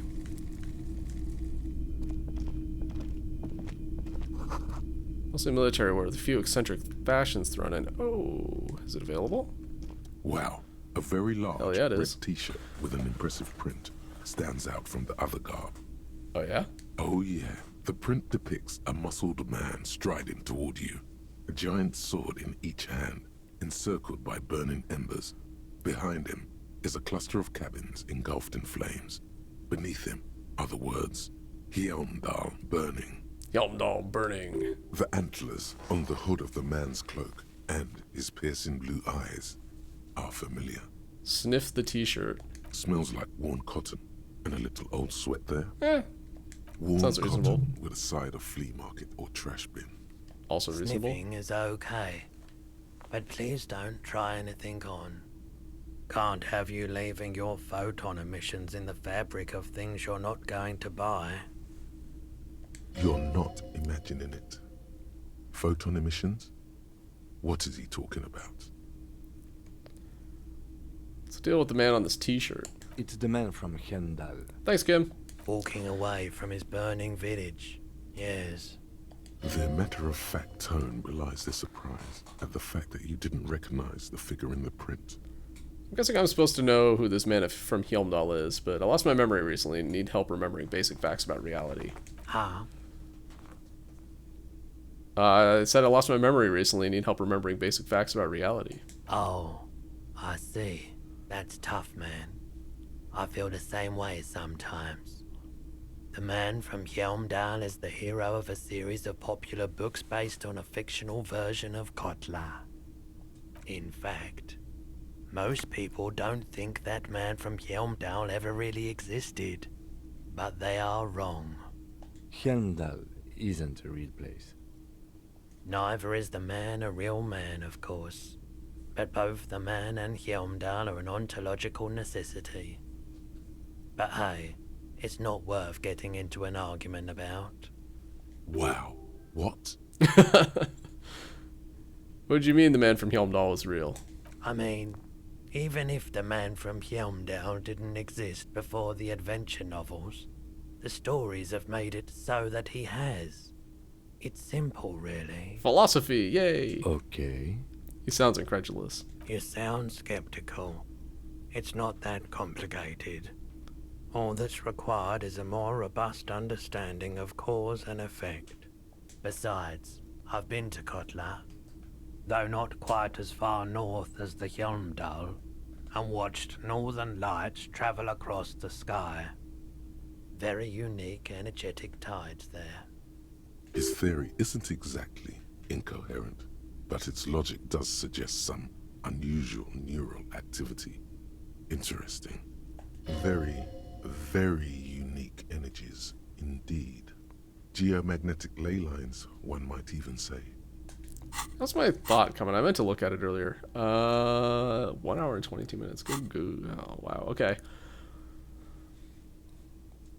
Ooh, I have a feminist answer here. Hell yeah. The shirt celebrates a false hero, guardian of the masculine I order. doubt the real man from Yelmdale was as poor a role model as the one in the popular literature. But yes, the books are very sexist, in a not entirely unenjoyable way. How much you selling the t-shirt for? 2 real. That's dirt cheap. Cool, I'll think about it. You should. Okay, I've thought about it. I want it. So physical instrument shivers, but minus authority. Welcome Cool. to Yelmdale, officer. Glad to be here. A typical Martinez streetlight sits among assorted floor and table lamps. The light pole has been carefully cut, and the wiring has been redone and attached to a standard indoor plug. The light buzzes faintly, but persistently. This would make quite a statement in your living room. Is that a street light? Yes, officer. As you see, it's in perfect working order. His manner is casual, but his speech is careful, measured. He wants you to know that he has nothing to hide. Where'd you get this? It was brought to me to be altered. We are not here to investigate the theft of city property. He leans in so the pawnbroker doesn't hear him. You have to admit it's rather clever what he's done with it. He pauses, studying the light. How much for the street light? 700 real. A bargain, I dare say. Are you out of your mind? There's one like that on every corner. The light has undergone 3 transformations, and every transformation, large or small, has a price tag. He rests his elbows on the counter and brings his face closer to the glass. What do you mean transformations? Well, there are the cost of removal and rewiring. Throws you a look of weary patience. The most important transformation is the light's placement among ordinary indoor fixtures, which has adjusted its morphological field. The light became suitable for use inside the home just a few days ago. Okay, that checks out. I want that street light. Here's 700 real. Yeah, no. There's nothing else you need to know about the light. Okay. The boomboxes on the shelf look well-loved and well-traveled. Chipped, dented, they stare at you with the unblinking eyes of their tape reels. One especially catches your eye. Deep gold and amber plastic with a big old handle on top. A classic boombox that says, Stereo 8 approved. This is you. Golden orange. A sunset suite. Just make sure it works before you buy it. Shopkeep. This Stereo 8 approved machine It's here. a Harman Welsh W2. Made in Vespa. Designed in Seoul. Plays all reel-to-reel formats. 2mm, 8mm, 12mm. It's even got a little radio in there. It'll set you back 12 real. Are you sure this is in working order? Absolutely. I've tested each one myself with recordings of speech. Found sounds and music from a variety of genres. Even though I don't really like music. What I want to know is, could this device be handy by police If work? police work means playing tapes, sure. You can use it for that. Or any other time you'd need to play a tape. Okay. And here you are. Quality sound reproduction on the go. It'll play anything. Wherever. So I'm going to need that eventually. Turn any tape into a conversation of Not yet. sounds and Not for a shapes. while. And this is another thing I'm going to need eventually. But not right now. Like, You see not rows even of remotely toy close to right now. soldiers guarding the rest of the trinkets displayed on the table. Some on horseback. Actually, I don't need this. Others in rags. Others yet in bright blue uniforms. All are stern and unyielding in their duty. Try to find something pretty and cool here. Then use it to win it. Win her back. Yes. Buy something nice. A figurine. Ah, hell. Okay, more interfacing. Good. Big men on big horses, clad in lamella armor and carrying flintlocks. The kind that would mow down a line of enemy soldiers in the blink of an eye.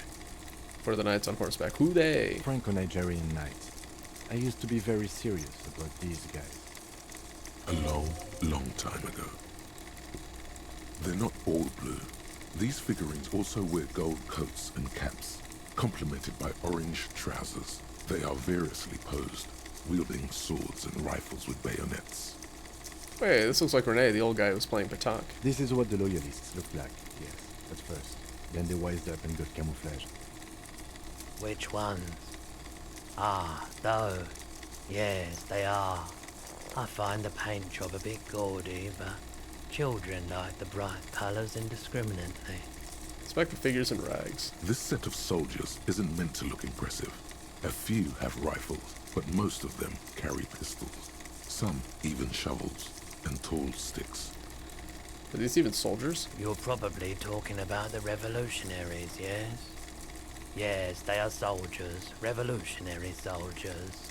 I think their poverty has been exaggerated for effect. When you place them next to the royalists, it doesn't seem like they could possibly win. Alright. We do not need the morale boost, but I'm going to take it anyways. Alright, they're meant to give people hope, even we can do it. The contrast is meant to be disheartening, as it ought to be. It's impossible to win against the cohorts of capital. That's my friend Gart, whose bitch it made me. I wish it was more nuanced. As it stands, I cannot comment. I don't like either set very much, to be honest. But there are many parents among my customers. Alright. Why? What's this? A headless man riding a horse? A headless man wearing futuristic tracksuit trousers that say found. What's this? Oh, that's the headless phone rider. Who? Of course, not knowingly. The headless phone rider. It's an urban legend about a man who rides the streets of Revachol sporting a fawn tracksuit. As you see, he's missing his head. He points at the decapitated figurine. 50 cents. Bargain price. Yeah, super cheap. I'll buy it. I'll throw in the tiny cap too. I think he's looking for it, or something. That part of the story has many interpretations. Did I mention that this figurine is supposed to be lucky? Always carry it with you. He grins. Alright. Headless Fallen. So I can't equip it. Plastic headless Fallen Rider sits atop an equally plastic bull. His posture indicating either desperation or pride. Comes with a set of infamous fallen cap. Which he lost his head. The head is not included. Okay, man from Helmdall. Nice. And we got the boombox. Okay, let's go ahead and actually talk to Roy. It's not often that I see officers from the RCM in my pawn shop. The man at the counter turns to you slowly. What can I do for you? Aside from buying out your entire stock? His courtesy is not insincere, but he prefers being alone with his projector, just watching the movement of light across the walls of the shop. Sorry, I feel like I'm interrupting you. Oh no, not at all. I guess I haven't had many customers lately. RCM or otherwise. Who are your customers usually? All kinds of people come through here. Locals, travelers, people looking for a deal, people looking for a keepsake, people who are terminally bored. As you can see, I have a wide selection of goods for everyone to choose from. Quite the collection indeed. Typical vacuous consumerist objects. Honestly, I think some of your selections are, press your finger to your lips, more tasteful than others. Your business plan is all over the place. You should specialize, zoom in, recapitalize. It keeps me That seemed neutral. entertained.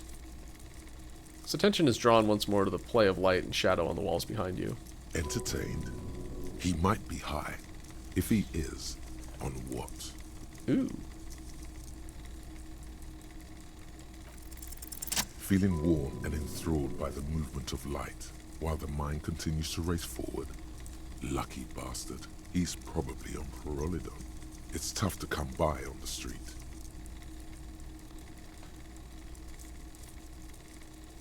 +4 modifiers. I know that I talked to him about some stuff. Yeah. I wasn't paying attention to what the bonuses were. Oh well. Prolodon, what's that? A drug developed by the military to treat and prevent radiation sickness. It has psychedelic side effects, and it makes your eyes turn yellow. It's just means it's really warm in here. I try to keep the shop at a comfortable temperature. There's a note of indignation in his voice. Interesting. Chill out, man. I'm a chill cop who wants to have some of what you're having. Prolodon is just something since the People's Pile disaster. He coughs, as if to mark his I words. was with the Emergency Relief Brigade. Had to take it for radiation sickness. He's taken for mental and emotional, not physical pain these days. People's Pile? What's that? Tell me more about the Emergency Relief Brigade you were part of. Must have been tough. Radioactive cleanup. How'd you end up running a pawn shop? A bad idea. Some poor leftist built a particle decay generator in hopes of bringing affordable electricity to underserved communities. It malfunctioned. Radioactive waste everywhere. Probably some of it in you too. Yay. Tell me more about this Emergency Relief Brigade you're part of. We were an all-volunteer force. Self-organized. Tried to help the fire brigades contain the spill. On the patch, gamma radiation lines crossed with a red drop of blood. I lived by the river since I was a small boy. The Esperance. Didn't have the art to let it all go to shit without trying to do something to help out. There wasn't much the volunteer force could do, however. We wasted years in the river mud. Years getting sick. He looks at the spiraling light and stops. Must have been tough radioactive cleanup. There's a reason why everyone's tried to forget any of it ever happened, and why no one has tried to repair or replace the pile. So much disappointment, an early death, cancer mostly. And we knew all that was coming even as we were cleaning up as best we could. His fault wasn't that the generator failed. No one's. Everyone's. Sighs and shakes his head. So much bitterness. A bunch of poor people built themselves a primitive nuclear reactor, hoping for the best. What do you think is going to happen? How'd you end up running a pawn shop? The cleanup happened 15 years ago. I was young then. Later, my second aunt died. Left me this shack and all the assorted junk in it. So I came to Martinez. People told me don't go there. It's a shithole. I said, people, we just had a nuclear pile meltdown. I'm gonna get as far away from Forberg as I can. Still in the same city, but... Shrugs. Thank you for telling me. I like the theory more than the story. Outward movement, not vortices. Yeah, you gotta get in on those vortices, my man. Care to share your Prolodon with me? The boombox I bought, it should play this tape, right? Something I like to sell. Might be able to aid our investigation. By the way, did you happen to have any guns like the one carried by the officers of the Citizens Militia? Have you tried it before?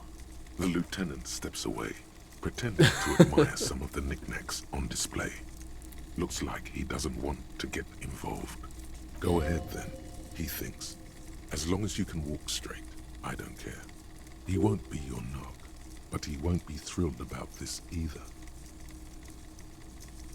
I think I've tried it once and liked it. Here you go, man. He presents a large cap-shaped object in the palm of his hand. Very odd looking. Yes, darling. That's the coalition government ordained Prolodon.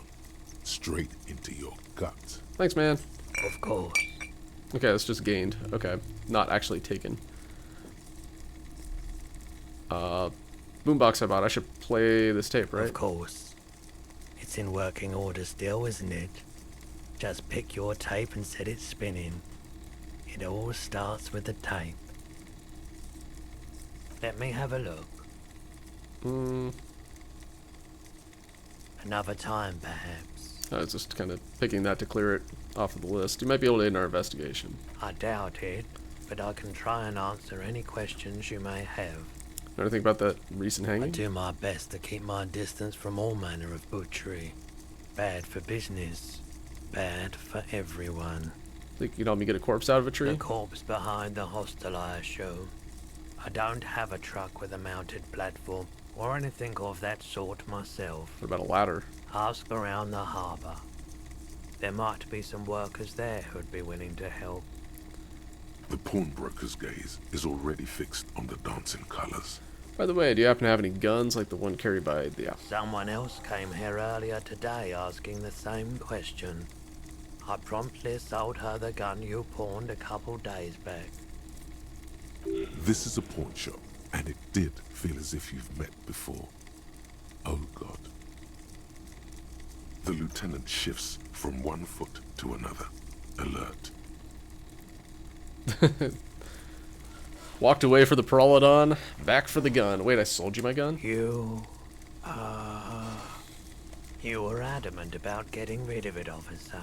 Said you were undeserving of a service weapon of the Revachol Citizens Militia. And I don't like keeping guns around the shop for long.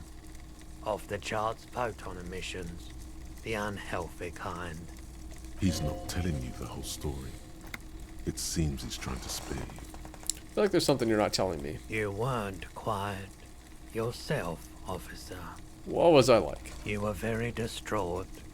You said the gun was a threat to your life and that you can't trust yourself with it tonight. And that you need the money. When I said that I don't normally buy firearms, you put the gun barrel in your mouth and sort of sucked on it. Then I agreed to take it. Very normal behavior. You must have been in great shape. Thanks, Composure. What I sell it for happens to the best of us, I guess. I really should have killed myself. Maybe I still will one of these days. I'm so sorry you had to see me like that. We don't have to talk about it any further. The light swirls in his face and glasses. He doesn't know what to say either. What's the buyer police? She didn't seem like a policeman. Although she kept referring to herself as a pig, which was odd. I found her interest in the gun a bit obsessive, but I was just happy to get rid of it, and of her. Truth be told, she was terrifying. Right, so let me get this right. You sold your sidearm, issued by the Citizens Militia, and now a civilian is running around the streets of Martinez with it? Miraculously. His face does not reveal what's happening inside. There's only one explanation. She must be one of my rabid fans. Maybe she's a vigilante and wants to prove she can do our jobs better than we can. I don't like it either. What if she intends to commit a crime? Blame it on the Citizens Militia, I'm sorry. You're right that she could cast aspersions on the force. We have to find out. Give me boring cop points.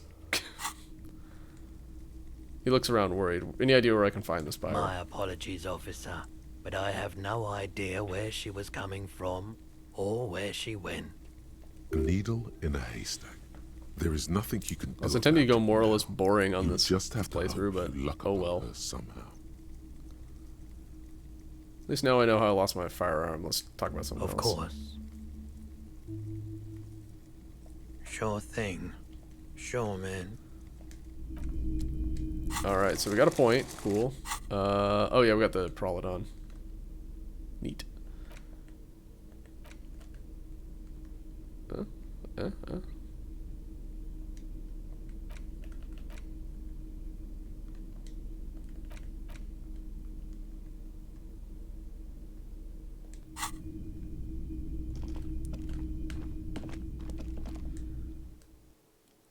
Alright guys, it's getting pretty late. I think I'm gonna go ahead and call it here. It's almost time for Betty bye for my characters, and I know that there's a decent sized conversation once we finish up the night with Kim. Also, you know, there's the overnight stuff, so it's gonna be a little while before I'd get through all of that. And we can save that for next time. So yeah, next stream is gonna be planned for Sunday.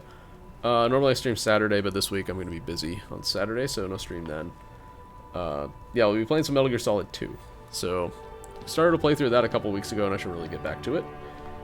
So yeah, anyway, thanks for watching, everybody. Appreciate y'all hanging out. Have a good rest of your night, and catch you next time.